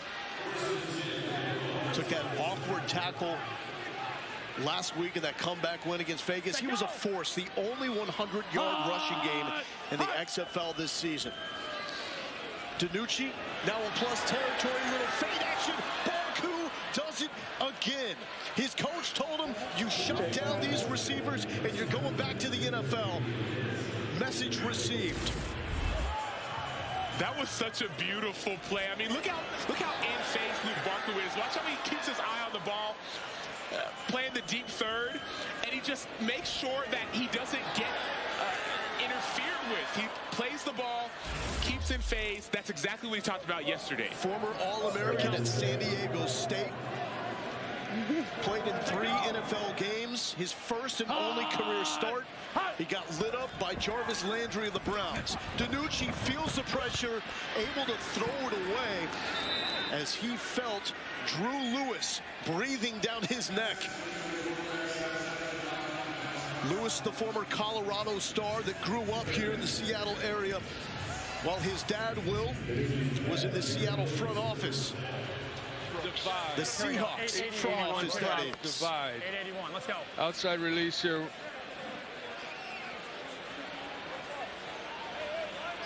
Set go! Hot! Hot! June Jones trying to dial up a winner on 3rd and long. DiNucci, awkward angle and complete to Josh Gordon. The former Baylor Bear with his 3rd catch of the night. It's been relatively quiet. You know, in football, they talk about don't bite the cheese. Luke Barku, he needs to play this deep to short. So what happens is there's a player in front of him. It's the cheese. You see him. And so instead of backing up, he steps 1 or 2 steps forward, and that has Josh Gordon open. All the way out, all the way out, all the way out. Ellison has checked back in to DiNucci's left. And Ellison with the delay. Shakes off 1 tackle, but cannot elude Drew Lewis. Pops is loving this. And so we talk about not, well, here's Barker right here. Talk about not biting the cheese. Like a mouse, it's like, oh, it's so close, number 4, I want to go get you. But no, you have to stay deep. It was 3rd and 10, and so don't worry about the 4-yard route. Worry about the one you can't see behind you. Lesson learned, I don't believe it'll happen again. Gordon makes a lot of guys look bad out there. 1,646 yards in 2013, 18th most in NFL history. Overthrown as DiNucci was trying to find Blake Jackson. But that tackle for loss, that's what the San Antonio defense does. They're 4th of the night. They lead the XFL in that category. Trips Here we right go with up. 3rd and 14. 860 socks, Y bubble, X return. Trips right up. 860 socks, Y bubble, X return. So remember that wide position. That's Ja'Cour Pearson, bubble, X. You're going to see that return route. You're going to be essentially like a deep comeback by Josh Gordon. Jones, the run and shoot legend, and Pearson is wide open. Some shakes, but not getting past Terrell Bonds. 4th down, field goal unit is on. Dominic Eberle out of Utah State will try to give Seattle the lead. Eberle 3 for 4 in his NFL career with the Texans and Lions. This from 35.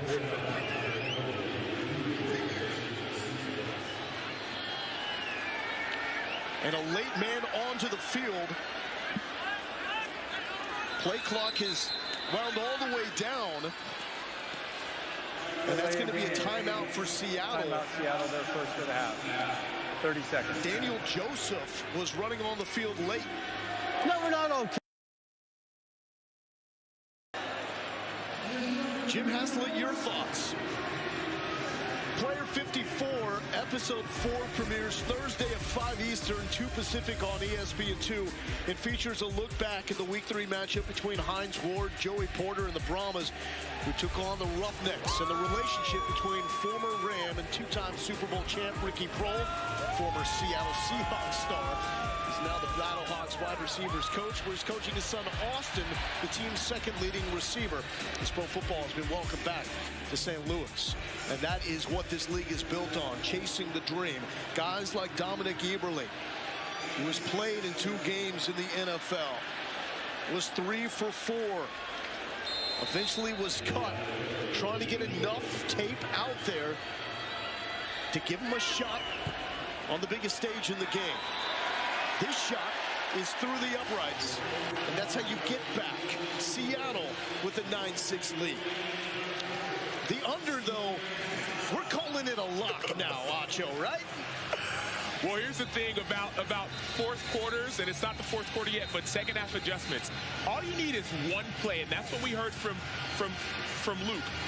If I slip up one play, Josh Gordon could go for a 65-yard touchdown like he did last week. And so, overcrowd, still be patient.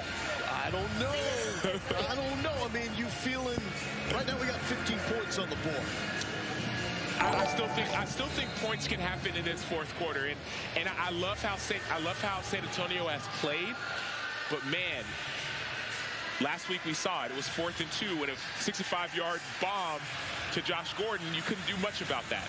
So you feeling 25 points scored here in the final 1:58 of the third quarter going into the fourth? I think it'll be right around that 25 to 27 total points scored in the game, Mark. In Seattle, the 5-point favorite, currently now with a 3-point lead. Kicking away, teams cannot leave until the ball is caught. Fred Brown with the catch. 20-yard line, he is smacked by Daniel Joseph. Here's Fitz. Luke, take us onto the field. You know how big this game is for you as an individual, along with your team. Your head coach, Hines Ward, said you shut down these receivers. This is a big step for you going back to the league. How is it out there? So far, so good. You know, he's got to do a better job of creating turnovers and stuff like that. We came into the game. We knew we had a good game plan. We're going to be in position. The thing was, he's got to make plays on the ball, you know. So far, we ain't got none, but hopefully in the next quarter and a half, we could make that happen and get some turnovers. Well, great storytelling. This is called character development. And Baku becoming a star of the story. That's Patrick trying to switch directions. He is not going to have that opportunity. Seattle's defense bows up. And that's a guy that's getting a lot of pub. Austin Fallu with the stop. Former Oregon Duck. Wide back. Bad apple. Bad apple. Bad apple. Bad apple on Vegas. Ready. Bad apple. Fallu with one game under his belt in the NFL. 2021 with the Cowboys. We go.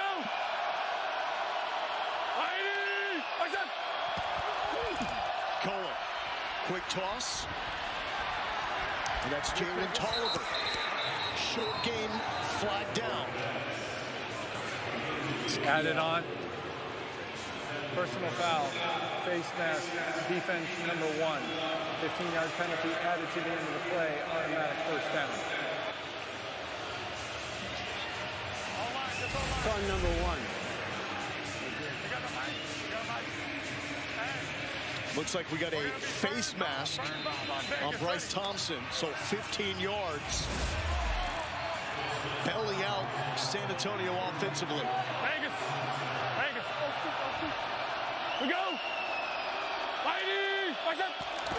Jaquez Patrick, the lone tailback. Cone with the flag. Will throw it away before he runs out of bounds. You're going to want it. Holding. Offense, number 72. 10-yard penalty. We play first down. So, Sam, good news. Norman Price is back in the game. Bad news, that's a hole. Yeah, and we don't know if the injury has anything to do with it. Of course, you're back in the game. You're going to say it doesn't. But it's effort. You see, I believe that's Nico Lelos on the outside. That effort. You keep on working. And as a defender, you start wailing your arms around, you're going to get that call. Here we go. Vegas. Penalties absolutely killed San Antonio last week. In the close loss against Houston. They got 5 for 43 tonight. Cohen, little pop pass over the middle. Big contact made as Toivonen brings it in. And Toivonen is having himself a ball game. 15 yards on the pickup. The young man out of North Dakota. 67, Kodak. On Lloyd, ready. Third quarter coming to an end. Let's go. Lloyd. And we've got one offensive touchdown. We're good.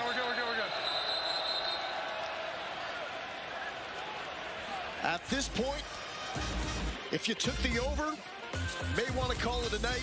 Because we'll tell you how it ends up in the morning. It's going to be a rough one. The new 2023 GMC Sierra AT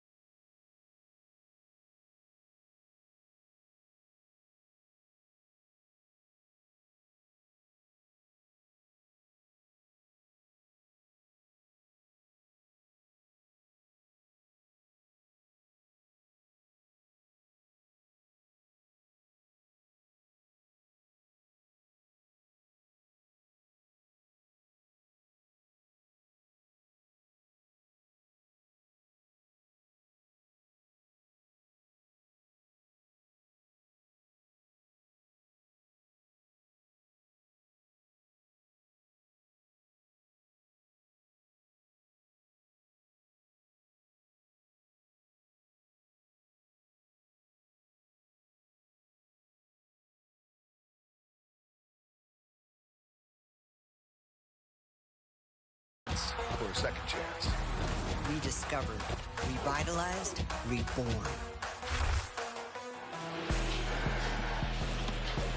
15,000 strong here in Seattle, home of the Sea Dragons, and the second home game of the season for Jim Haslett's team. Fans have showed up. They're loud, as you would expect them to be here inside Lumen Field, and we've seen a lot of fans show up dressed as Sea Dragons. We have the fans here. We have to, first of all, thank you. You all are showing up and showing out the weather and all with the Sea Dragon paraphernalia. I love it. The reverse. Nothing going there for Darius Roberson. And we got Deuce Wright, specialty 66 package Kodak. there as Cohen 66 Kodak. left the game momentarily, but Cohen is now back on a 3rd and 5. Get set. Harry. Look out. Highest total of the season, 40.5 points. And we've got 15 with under 15 minutes left. Seattle, the 5-point favorite, holding on to the 3-point lead. Will the defense make the stand? Yes, they do, and nearly picked off by Chris Payton-Jones, the former Nebraska Cornhusker. And coaching staff for Seattle told us this week he's been by far the top corner this season. He is such a patient player. Look how tight he is in coverage. So when you watch him play, you can tell that he watches film. He knows what's coming before it happens because teams have tendencies. Beautiful play by Chris Payton-Jones. Here's Brad Wing, former LSU Bayou Bengal. Deep kick, perfect spot. On a lane for Kelvin McKnight. He's brought down, however, at the 20-yard line. Week 4 in the XFL continues tomorrow on ESPN2. First matchup, Arlington and St. Louis. We were there when Arlington barely pulled one out against Orlando last week with a change of quarterback with Kyle Sloter. Vegas 0-3. They thought they had Seattle on the ropes before Ben DiNucci happened with Josh Gordon. Meanwhile, the DC Defenders, they are 3-0 and still kind of flying under the radar. Flying extremely under the radar. DC Defenders, we talk about Houston all the time, and rightfully so. There's another undefeated team in the XFL. Houston at 4-0 after demolishing Orlando in the second matchup between those teams this season. Earlier today, St. Louis is going to be bouncing tomorrow with the return of football. Can't wait. DiNucci can't wait for Pearson. Pearson dancing to the 35-yard line. Kind of moves that made him a YouTube sensation with destroying. 17-yard pickup for the leading receiver in the league. Likes to go by Peasy, Sam. He said, when I make a play, call me Peasy. Well, we're going to start calling him Peasy. Fourth quarter, Peasy, you got to show up. Call you whatever you want, big plays like that. DiNucci will keep, and he's chased out of bounds by Mike Tverdoff out of Rutgers. 6'5", 255, was invited to the Dolphins training camp. Two sacks and 3 TFL so far this season. 590 on 2, ready. 590. Man on your left, Jim Herman, was defensive coordinator for the Michigan Wolverines in 1997 when Charles Woodson put together one of the greatest seasons in college football history and won the Heisman. Ellison, oh, he's spinning and taking bodies as well. A couple of yards for the bruising Morgan Ellison out of southeastern Louisiana.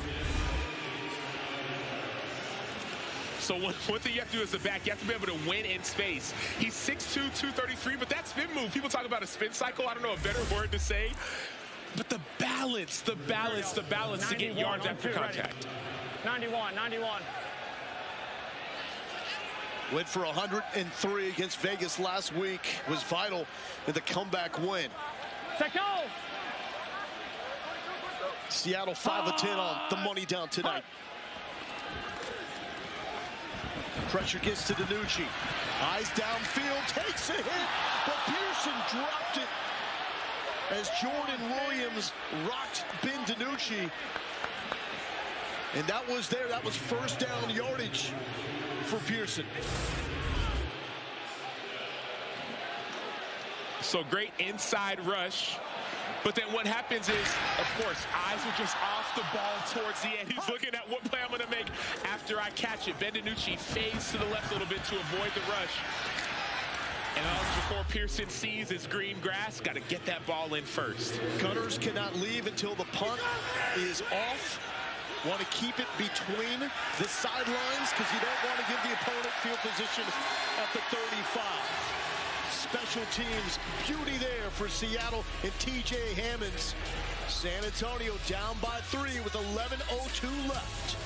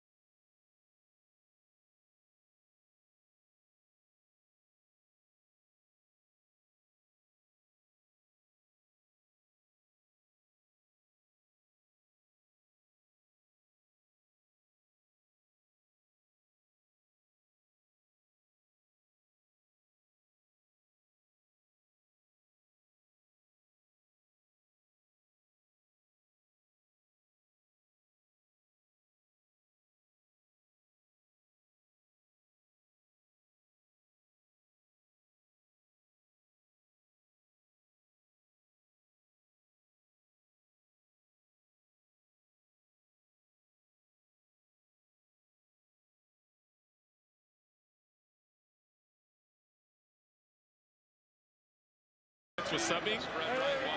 Let's go out there. Ferrari two-track. Let's go. Let's go. Blanche with only 5 carries for 5 yards. Leads the XFL in carries. Cohen, quick toss, back to Tolliver. Tolliver will set up a 3rd and short.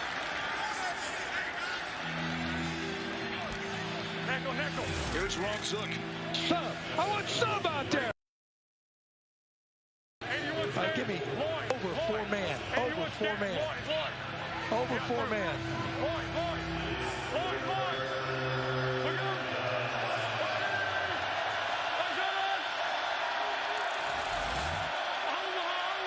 The Zookster in Seattle trying to hold on 3rd and short.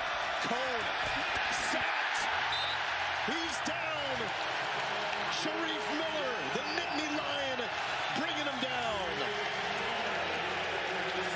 2nd sack of the season for Miller. You saw how adamant Coach Zook was about getting sub personnel. That's get all the big guys out and put my pass rushers in. It was 3rd and 2. You think might be a run. He says, no, I understand tendencies. 3rd and 2, this is a passing down, at least with the formation. Get sub in the game, get our 4 rushers in, and let's play coverage. Great execution all the way around. Came into this game talking about June Jones and the Seattle offense. It's been defined by Ron Zook and the Sea Dragons defense from the 30. McKnight down to the 40. Good field position for Ben DiNucci and company. 8:51 left. Seattle closing in on win number 2. Phillips 66 presents.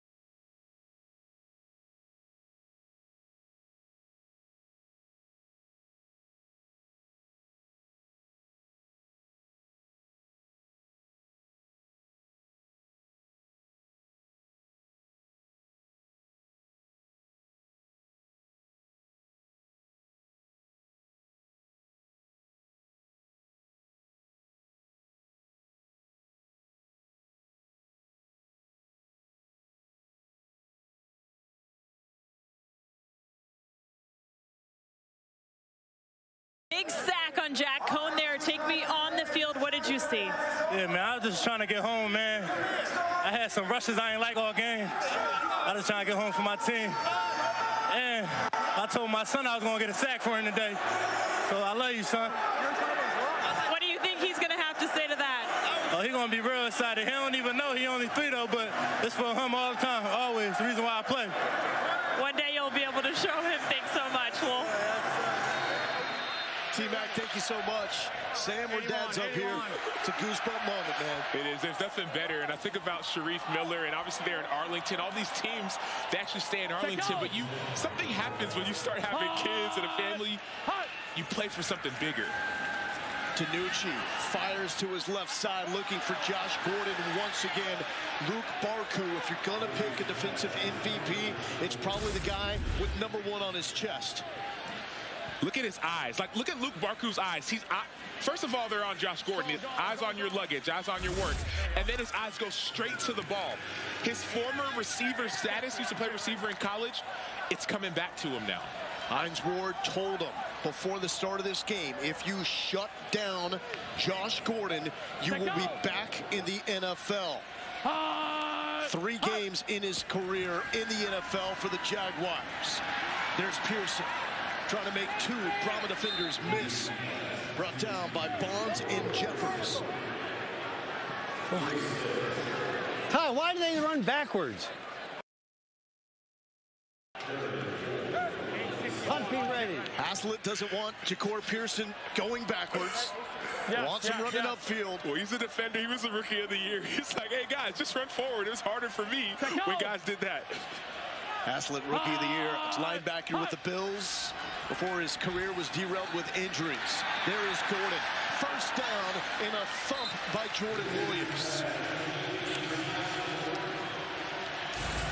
San Antonio has played fantastic defensively all night. They need another stand. And I get it, it's a missed tackle, but what Jim Herman wants to see on film is his guys hunting, running to the ball. And so that erases missed tackles when everyone's lasers to the football. And fourth quarter is Josh Gordon time. This is where he came to life with that game winner last week. Ellison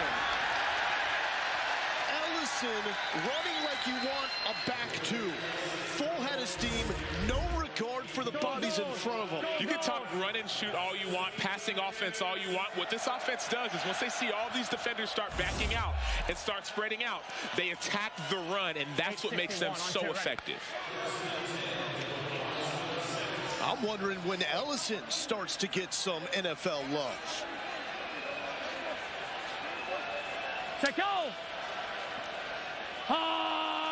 The total at 40.5 is toast. If you took the over, you ain't getting your money back. That's Blake Jackson. Barku and Anthony Tejada there for the stop. Now this is a critical drive. Right up. If you took Seattle Kansas, with the over. Cube on the backside. Cube on the backside. Seattle a 5-point favorite. One skunk. One skunk. Auto one skunk. So if you took Seattle over, you need a score here to cover.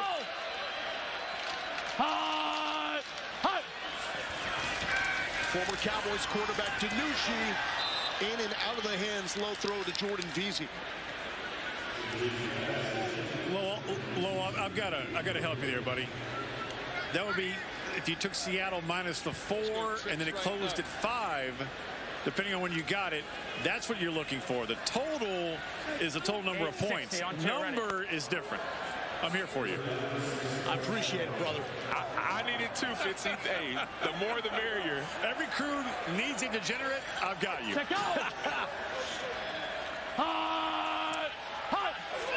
Third and 6. Complete to Veazey. First down, Seattle.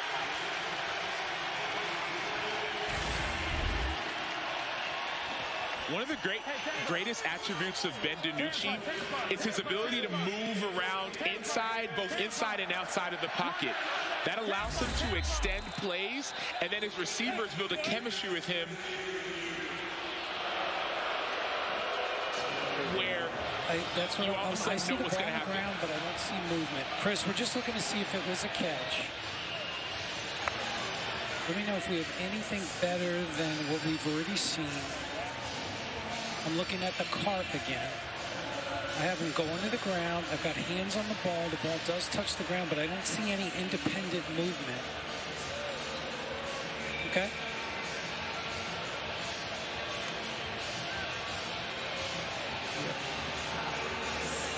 Yeah, again, I'm not... Yep. Chris, we're going to let it stand, okay? Not enough to change. Ruling on the field stands. We'll go ahead and wind when we come back. Correct. After review, the ruling on the field stands is called. It's first down. So it will stay as a catch to the California Golden Bear, Jordan Veazey. And that was not a challenge. We heard from Dean Blandino, the VP of officiating earlier. In the last 5 minutes of the game, fourth quarter, 5 minutes or fewer, if there's a game-altering play, it can be reviewed. Now, San Antonio cannot challenge, but what we have seen, these are the type of challenges that are frowned upon because Dean Blandino's already looking at the play. They've been more successful with penalties that have been called or missed. Ellison backwards. Brahmas defense led by Jordan Williams with this stop.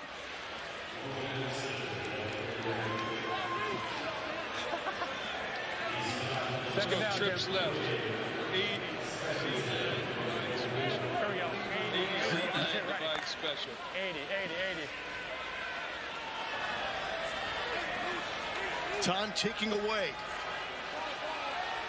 Clock will keep running. Here we go. After incompletions and out-of-bound plays until the 2-minute warning. Then it turns over to college football rules. DiNucci, plenty of time. He's got Gordon wide open. Gordon lowers the shoulder to the 2-yard line. Stretching it out to the 1 with the second effort. Saw a little bit of bad eyes there and a slip. Those two things affected Luke. That's what happened on that play. His eyes are inside, your eyes are inside, you drift inside. 1-2, ready. This time, yes, Baltimore. 23 yards. Let's go. For Josh Gordon. They love him here in Seattle. Let's go. Ellison leaping and in. Air Ellison for the score. But a flag.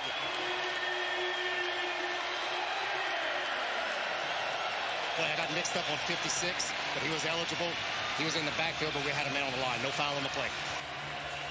There is no foul on the play. The result of the play is a touchdown. They called juice going up and over. How can you not love Morgan Ellison? From the injury last week to coming back from that, injured this week, came back again. I'm a beast, I'm a dog, crawl on him. Now here's something new. Left hash. They're going for what? Wow, first time that we've seen Seattle go for anything other than a three-point conversion. Now, if you took Seattle -5, you just covered. You're feeling good. I don't know how good I'm feeling about this conversion. You practice from the 10-yard line all the time. Now it's from the 2. Curious why they switch it up here. Ellison taken down by Barku with the open field stop.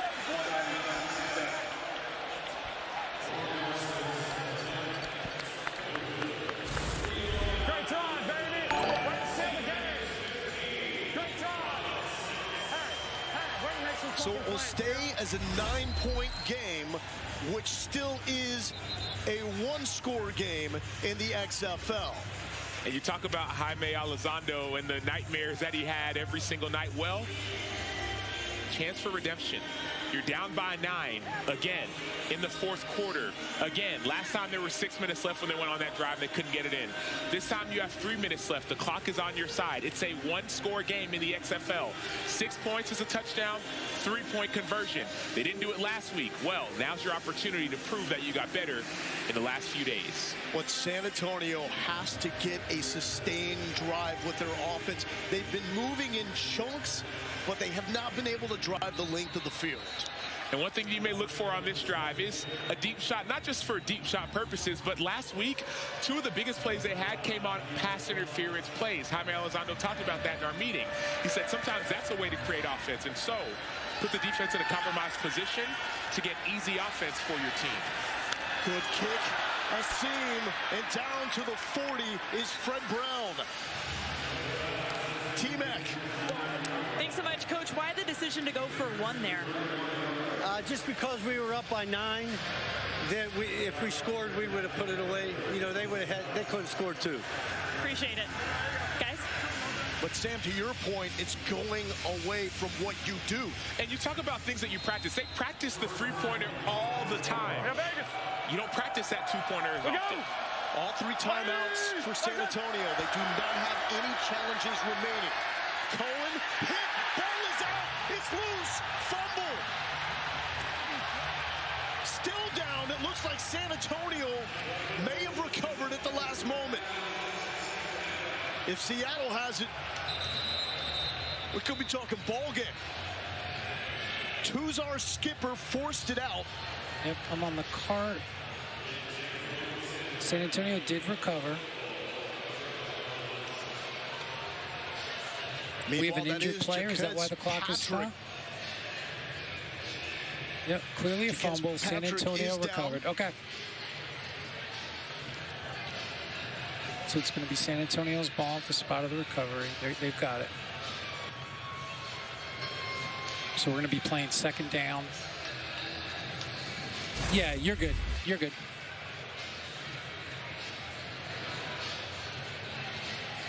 I love this pass rush move by Tuzar skipper. People might say it's a covered sack, but I see relentless effort from the defender. And then once you get to the quarterback, don't just get a sack. Go get that ball. That counts as a sack as well, a sack fumble. Of course, you wish you would have recovered it because then it'd be your ball, but now it's your time to go get another one. When you watch tape on him, stuff I wrote down, he's solid, smart player, and lastly, he's good. That recovery saves the game for the Brahmas, however. 2nd and 15. Cohen with a quick strike to the 40 and Fred Brown. Back to the original line of scrimmage, setting up a 3rd and 10. Clock will start on the reset. No. It will stop at the 2-minute warning. Let's go, we gotta go. Vegas. Yes, no. Vegas. Vegas, we're going. 3rd and 11. This has to be 4-down territory for the Brahmas. Cole, the former Notre Dame quarterback, is going to be short of the sticks to Jalen Tolliver, setting up the play of the game after the 2-minute warning. You have the bruising running backs, Patrick and Balaj. Will they get the touch with the game on the line?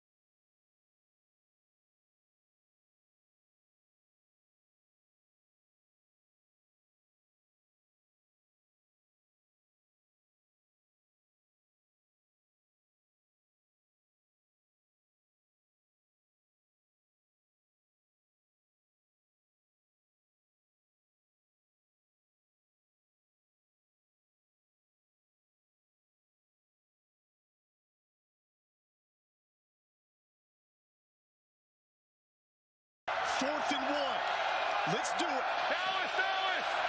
Look out!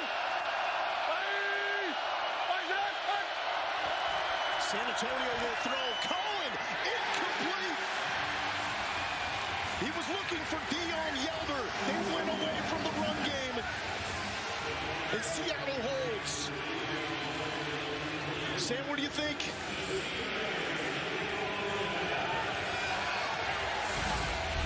I like the call. Yelder played in the Super Bowl, 1-1 with the Chiefs. He's a great player. They couldn't get it running it last time around. I like the call. There was some contact. That says a lot, though, about the state of the offensive line in the running game. If you've got those running backs that you drafted early and you don't use them in that situation. Well, Hines Ward said you have to know your personnel. And last week, he realized that they couldn't get the ball in from the 1-yard line running the ball. So now you have to know your personnel and pass the ball. It's closing time now for Morgan Ellison. San Antonio uses one of their remaining 3 timeouts, so they got 2 left here with 1:51 on the clock. Next game's up tomorrow, Arlington, St. Louis on ESPN2. Expecting more than 36,000 inside the Dome. And Vegas 0-3 against DC 3-0. Intriguing matchup set. That Arlington, St. Louis is going to be interesting.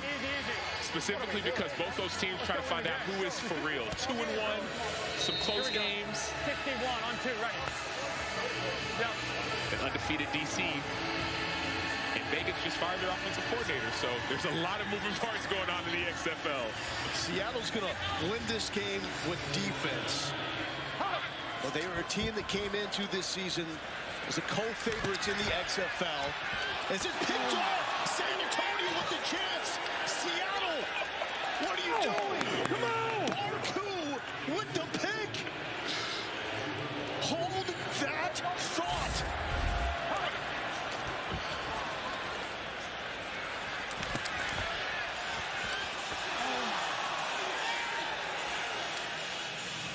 DiNucci leads XFL quarterbacks in turnovers.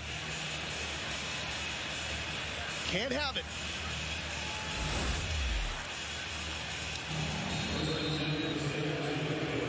So new life with the ball at the 20 and 144. Give that man the Brahma chain. Luke Barku has been nails.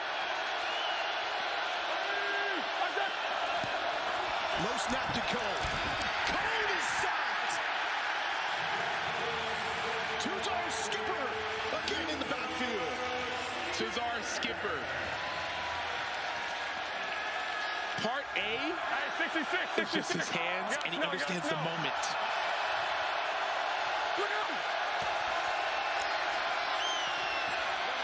Cone, sideline, off the fingertips of Tolliver. Chris Payton-Jones with the defense. Trips left. Hey, well, I've got Luke down here. Take us on the field. What'd you see on that pick to keep your team alive?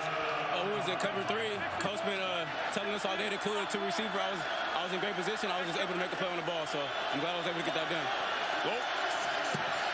NFL on the line for Luke Barku, according to his head coach Hines Ward. Game on the line here. 3rd and 15 for the Brahmas. Inside pressure, Cohen on the run to Patrick. Patrick, first down. The clock will stop inside 2 minutes until the football is reset. 66. College rules in play. Look out! Cohen looking sideline.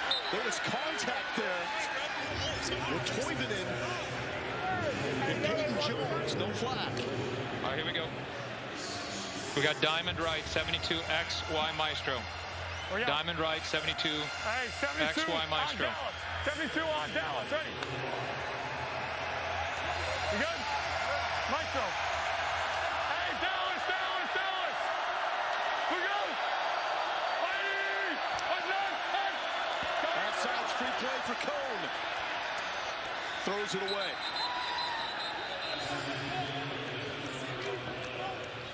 Miller a little too quick into the backfield. Offside in the neutral zone at the snap. Defense number 48.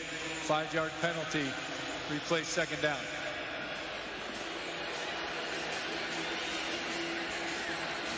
Now Dallas is that dummy call. You can do it when the clock is stopped.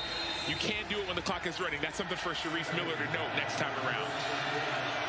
Cohen started his career at Wisconsin before transferring to end this season with the Fiesta Bowl win at Notre Dame. Taking a shot down the sideline, overthrowing Jalen Tolliver. Now keep in mind, with San Antonio, no TJ Vasher. Their deep threat out with the shoulder injury. Okay, let's go. Travis Johnson Double injured right. in this game. Double right. 66. Ole Ice. Ole Ice. 66 Lloyd. Yeah, fire. Lloyd. We go.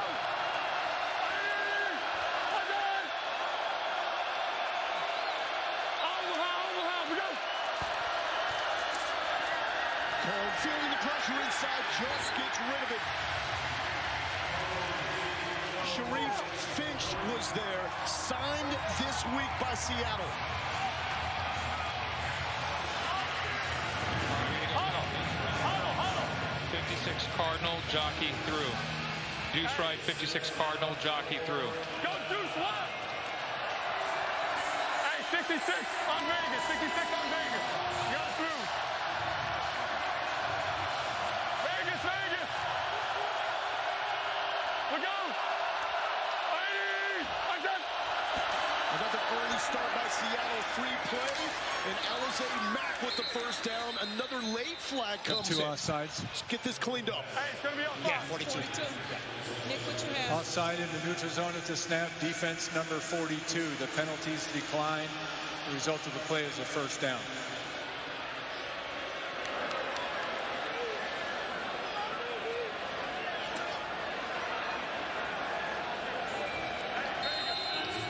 First down for San Antonio. Vegas.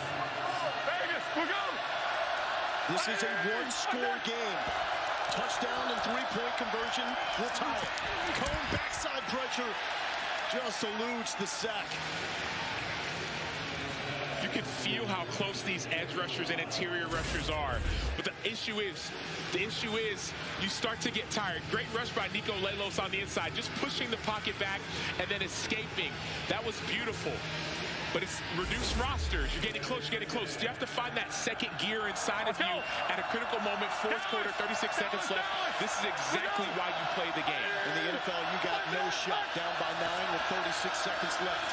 XFL, we do things different. Over the middle to plus territory is Fred Brown. Still life for the Brahmas. Seconds left.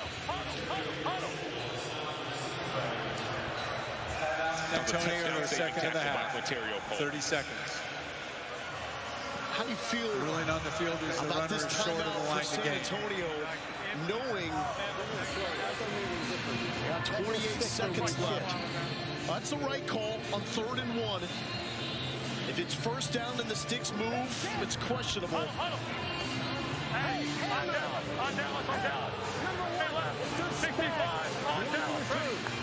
Both teams have used their challenges. So you have to remember, on Dallas, it's a dummy call. The clock is stopped, so defense has to know. You can't hear what the offense is saying. Watch the ball.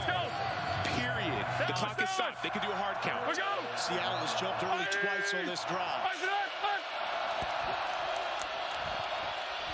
Cone, right before he's hit, incomplete. It's going to set up 4th and ball game.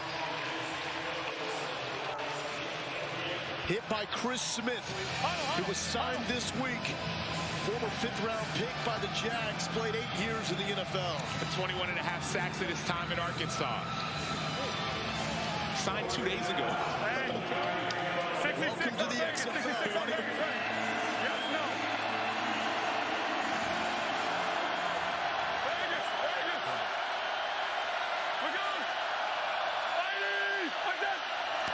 Last time on 4th down, it was incomplete by Cole.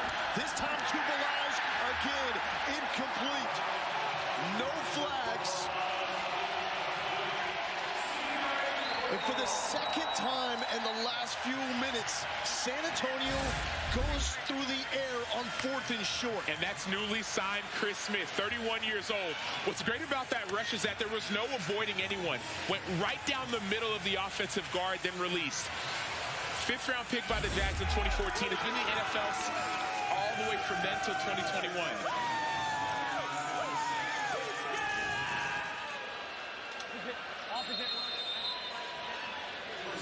Disappointment on the face of Cone. He battled, but the new look offense for San Antonio still not coming up for answers with those short yardage situations. Victory formation for Ben DiNucci, and Seattle is right in the middle of this race in the XFL North.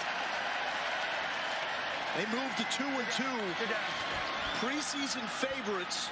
After the 1-2 start, they dropped down. They had the 5th best odds to win the XFL. You could pick them up at plus 750 coming into this game.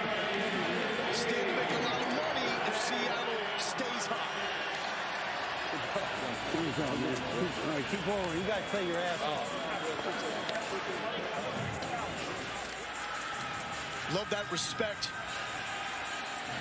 between Jim Haslett, former defensive coordinator for the Steelers, while Hines Ward was there. T-Mac.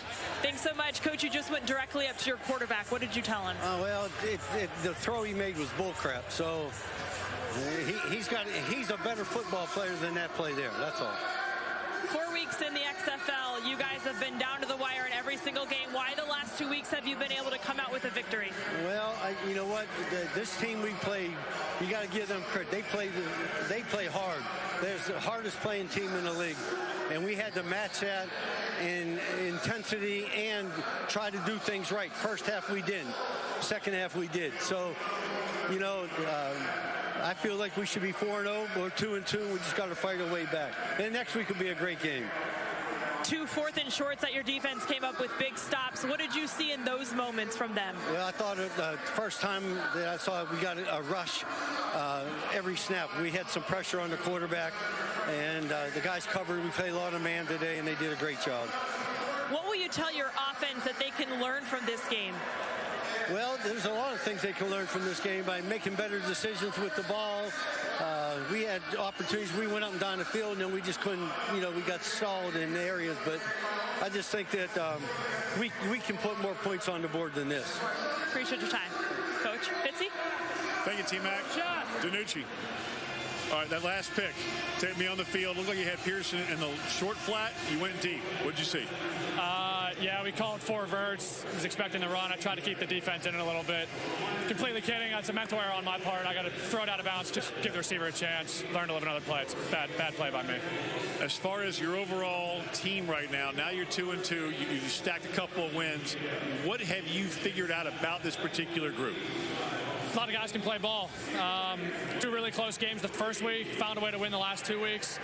We're hitting our stride at the right time every week. Just got to keep progressing, put one foot in front of the other, stay on the field on 3rd downs, and convert and score some points when we get in the red zone. Can't settle for field goals. Every one of these games is, as you can see, has been pretty close for the last few weeks. So there's a few plays every game that make the game, and we've been able to make them the past few games. Personally, how much have you evolved, especially now getting more of a foothold with this June Jones offense? Yeah, I mean, shoot, man, it's been 3.5 years since I've started a game and been able to be the guy. So I understood it was going to take me a little bit to kind of get into a rhythm. I feel really good now about where we're at, just in terms of an offense in general. I'm one of 11. These guys are heck of players. Makes my job really easy. All I got to do is get the ball out, watch Josh Gordon, Jakor, some of these guys go make plays. So we're trying to get better every single week. Got a short week again. Be back up here Thursday night and be ready to roll. You're going back and then coming back. How do you handle that short trip? A lot of sleep, try to get your legs back. Luckily, my O-line did a good job tonight. Didn't get touched much, so shouldn't need much in the terms of treatment. But we got to recover, get back to Dallas, and have a few walkthroughs. Not going to be able to practice, and get ready to have a good one Thursday night against the Roughnecks. Thank you so much. Appreciate it, guys. Yep. T-Mac. Thank you. Here with linebacker Tuzar Skipper with the big strip sack at the end of the game. Yep. Take me through that play. You know, it was just one of those moments where you got to have it. I believe it was 2nd or 3rd down. And, you know, as a D lineman, that's money down. You know, that's what we want, 3rd and long. And, you know, just to get after a quarterback and one of those situations where I was feeling it and, you know, and got the play that we wanted. What are you most proud of that your defense did all night long? I'm proud that our defense stayed together. We bend, but we did not break. There was a couple explosive plays, but other than that, like I said, our defense, we bend, but we didn't break. And, you know, I'm very proud of defense for holding it together, and we got walked away with the W. What have been the keys to getting those 4th and short stops twice in a row? The keys is just, you know, bow up and, you know, and make a play. You know, that's what coach want us to do. Individually, you just got to bow up, and as a collective whole, you just got to bow up and, you know, hope we make a play together. How have you guys focused on situational type football, especially at the end of the game, because you've played in so many close games? You know what? Believe it or not, we have our defensive coordinator came from Green Bay. He was there with, you know, Clay Matthews, Aaron Rodgers, and he keeps saying every day, 2-minute drill is very important. So we work that every day at practice, believe it or not. 2-minute drill. So why do you think you guys have come out victorious the last 2 weeks? I believe because we take those 2-minute drills very serious, attention to details, and, you know, speaking of gotta have it moments, those 2-minute drills that gotta have it moments. Every win matters. What does it mean to you to get a win? It means a lot. You know, we started off 0-1, then we went 0-2. You know, we heard a lot around the league that we got the best defense, the best offense, number one defense, but we went 0-2. You know, so that to us was a little unsettling, so we just came out 2 weeks in a row, and, you know, we just got to win here on out. Well, this is an opportunity league, and you said you want to do this in the NFL. What do moments like this give you for your future? Man, it just gives you all the confidence in the world, to be honest with you, because you go out here on a Saturday. It's not college. We know it's not college, but you go out here on a Saturday, and you dominate. That just gives you all, you know, the boost and, you know, whatever you need to know that you're going to do this on a Sunday, to believe it or not. Appreciate your time. Thank you so much. Flo, we'll send it back up to you. Man, this is an awesome sight to see. I mean, you just look at the sideline right now. I'm looking at the south end zone, and Morgan Ellison is putting on a show. He's taking selfies right now with the Seattle fans, because you got to understand the dynamics of this league. The hub is in Arlington, so that's where all the practices happen. That's where the teams live. That's where they stay. Then they load up on a charter together, and they head to their home cities, and they spend a couple of days there and get the opportunity to come out and put on a show for the fans. Ellison is hamming it up. He's signing autographs, taking selfies. He's one of those guys that these young fans, they're going to look back on this in 5 years and they're going to go, remember when Morgan Ellison played for the Seattle Sea Dragons? Now he's playing for the Seahawks in the NFL. A team like that, these are the future stars trying to get back. And some of the fans are surprised. We did a game a few weeks ago. They said, wait, the players don't live here? No, they don't. They stay in Arlington at the hub, where you have top-level nutrition, top-level training, top-level coaching. Everything is top of the line, and it's all standardized. That's part of the benefit of being in the XFL. So when players do get a chance to come and interact with the fans and meet the fans, they take advantage of every opportunity. Yes, they have another game here on Thursday, but they're flying back tonight on the same plane with the San Antonio Brahmas. Seattle has to be feeling pretty good about where they stand overall at 2-2. The North is tough with St. Louis and D.C. still undefeated. But if you're Seattle, you look at the way these games have gone. You had the ball with a chance to take the lead in the final moments of the game, in the opener on the road at D.C., but you have a fumble on a speed option. St. Louis, that was another situation where you had them on the ropes, but the Battlehawks end up mounting a late drive to get the game-winning field goal. But now you've turned a corner with that miraculous throw from DiNucci to Gordon last week, and the defense really flexing. This could be a popular pick in Vegas for the second half of the season. It could be, but the one frustrating part, if you're Coach Haslett, or if you're a Sea Dragons fan, you're saying, man, those turnovers are really, really dangerous. They put us in a precarious position. And so, great offense. Defense has played great. They've bowed up. But you get concerned still about those turnovers. We talk so much about the June Jones passing offense. Meanwhile, Morgan Ellison is a dude at running back, and he's standing by with Fitz. Hey, Morgan, you guys are starting to come together. How's it feel right now, especially starting 0-2, now 2-2? It feels great. It just, feels amazing coming together. I think we got a taste of the first win last week, and now it's time to build on that. And, I think this offense and defense coming together is going to be something hard to stop. Watching you right now with these fans, it looks like you could play another 60. What's this feel like for you? You know, when you're just at home not playing for, you know, a year or two, you appreciate every moment coming out here. So I'm so blessed and so grateful for this opportunity. And just seeing all these people right here, bro, like, look, it's amazing. Y'all wouldn't, it's the best job in the world. Wouldn't rather be doing anything else right now. So it's Pisces season. It's my birthday tonight, so it's time to turn up. You know what it is. Let's go. Let's go. Hey, before Trinity Lou's birthday, boy, you know, you're looking to go from 54 to 50, the 53rd guy, as Dwayne Johnson and Danny Garcia have talked about. So when you have this opportunity to not just be with the fans, but go out there and show what you can still do, what's that mean? I think, you know, the NFL is great, but I was on my butt, and the XFL looked out for me right now. So I'm worried about the XFL. I want to be the best in the XFL, and if this is something I had to do for 2-3 years, whatever it is, I love this. Like, I wouldn't, bro, this is dope. They help off the field with stuff, so. What's it mean that you're not clocking into a 9-to-5 job and you're still going out there with the boys? Lost of words. Nothing. I love it. It's dope, babe. Best thing ever. So let's go celebrate with the team. Thank you guys so much, bro. Go get them. Go get them. Guys.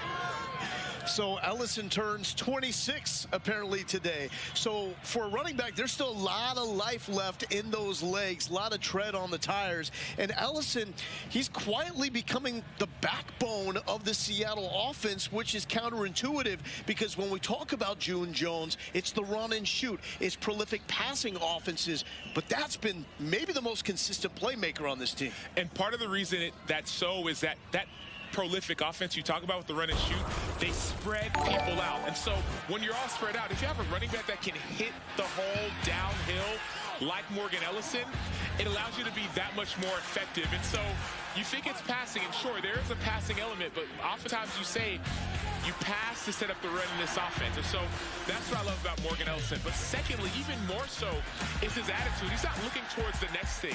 He's focused on what's in front of him. He said, I want to be the best in the XFL. The XFL and their ownership group is taking care of me. That's Dwayne Johnson. That's Danny Garcia. That's Jerry Cardinal. They've all taken care of me. Let me take care of them myself. Does this bring back memories, seeing locker room shots following a win? It's more so just the fans and the interaction and the pictures and the autographs. And, man, it's my birthday. We just had a huge win. And in this situation, you get a $1,000 bonus because we did win. And so those things are beneficial. That's a birthday bonus, we like to call it. But what he said, that's the biggest memory I get. He said, man, they took care of me. I remember when I got injured and I was out for the season, and I remember being released, and all of a sudden you get an opportunity. Someone comes knocking on your door. And if you get that chance, you want to make the most of it. Josh Gordon said the exact same thing last week when he was interviewed. He said, man, this is like a family. There's not all the politics that you see, I'm paraphrasing now, but in the NFL, he says, I love just being able to play football. That's the benefit that this league provides. For those players that, for whatever reason, weren't player number 53 in the top 53, they get a chance to play and have fun, and maybe if they want to, go to the next level. And it's the XFL way. We got a mic everywhere. We get to hear it as it all unfolds in front of us on the field and at home on TV. And this is what it looked like and sounded like. The best of All Access tonight, Seattle and San Antonio. Hey, good stallion! Good stallion! Good stallion!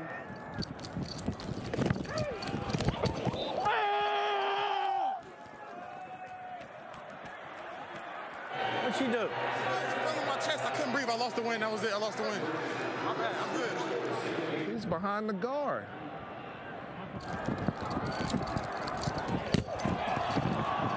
Hey! Hey! Hey! I need it! I need it! Yeah, I'm going to kill you. Good job. Good job, man. All right, keep rolling. You guys play your ass off.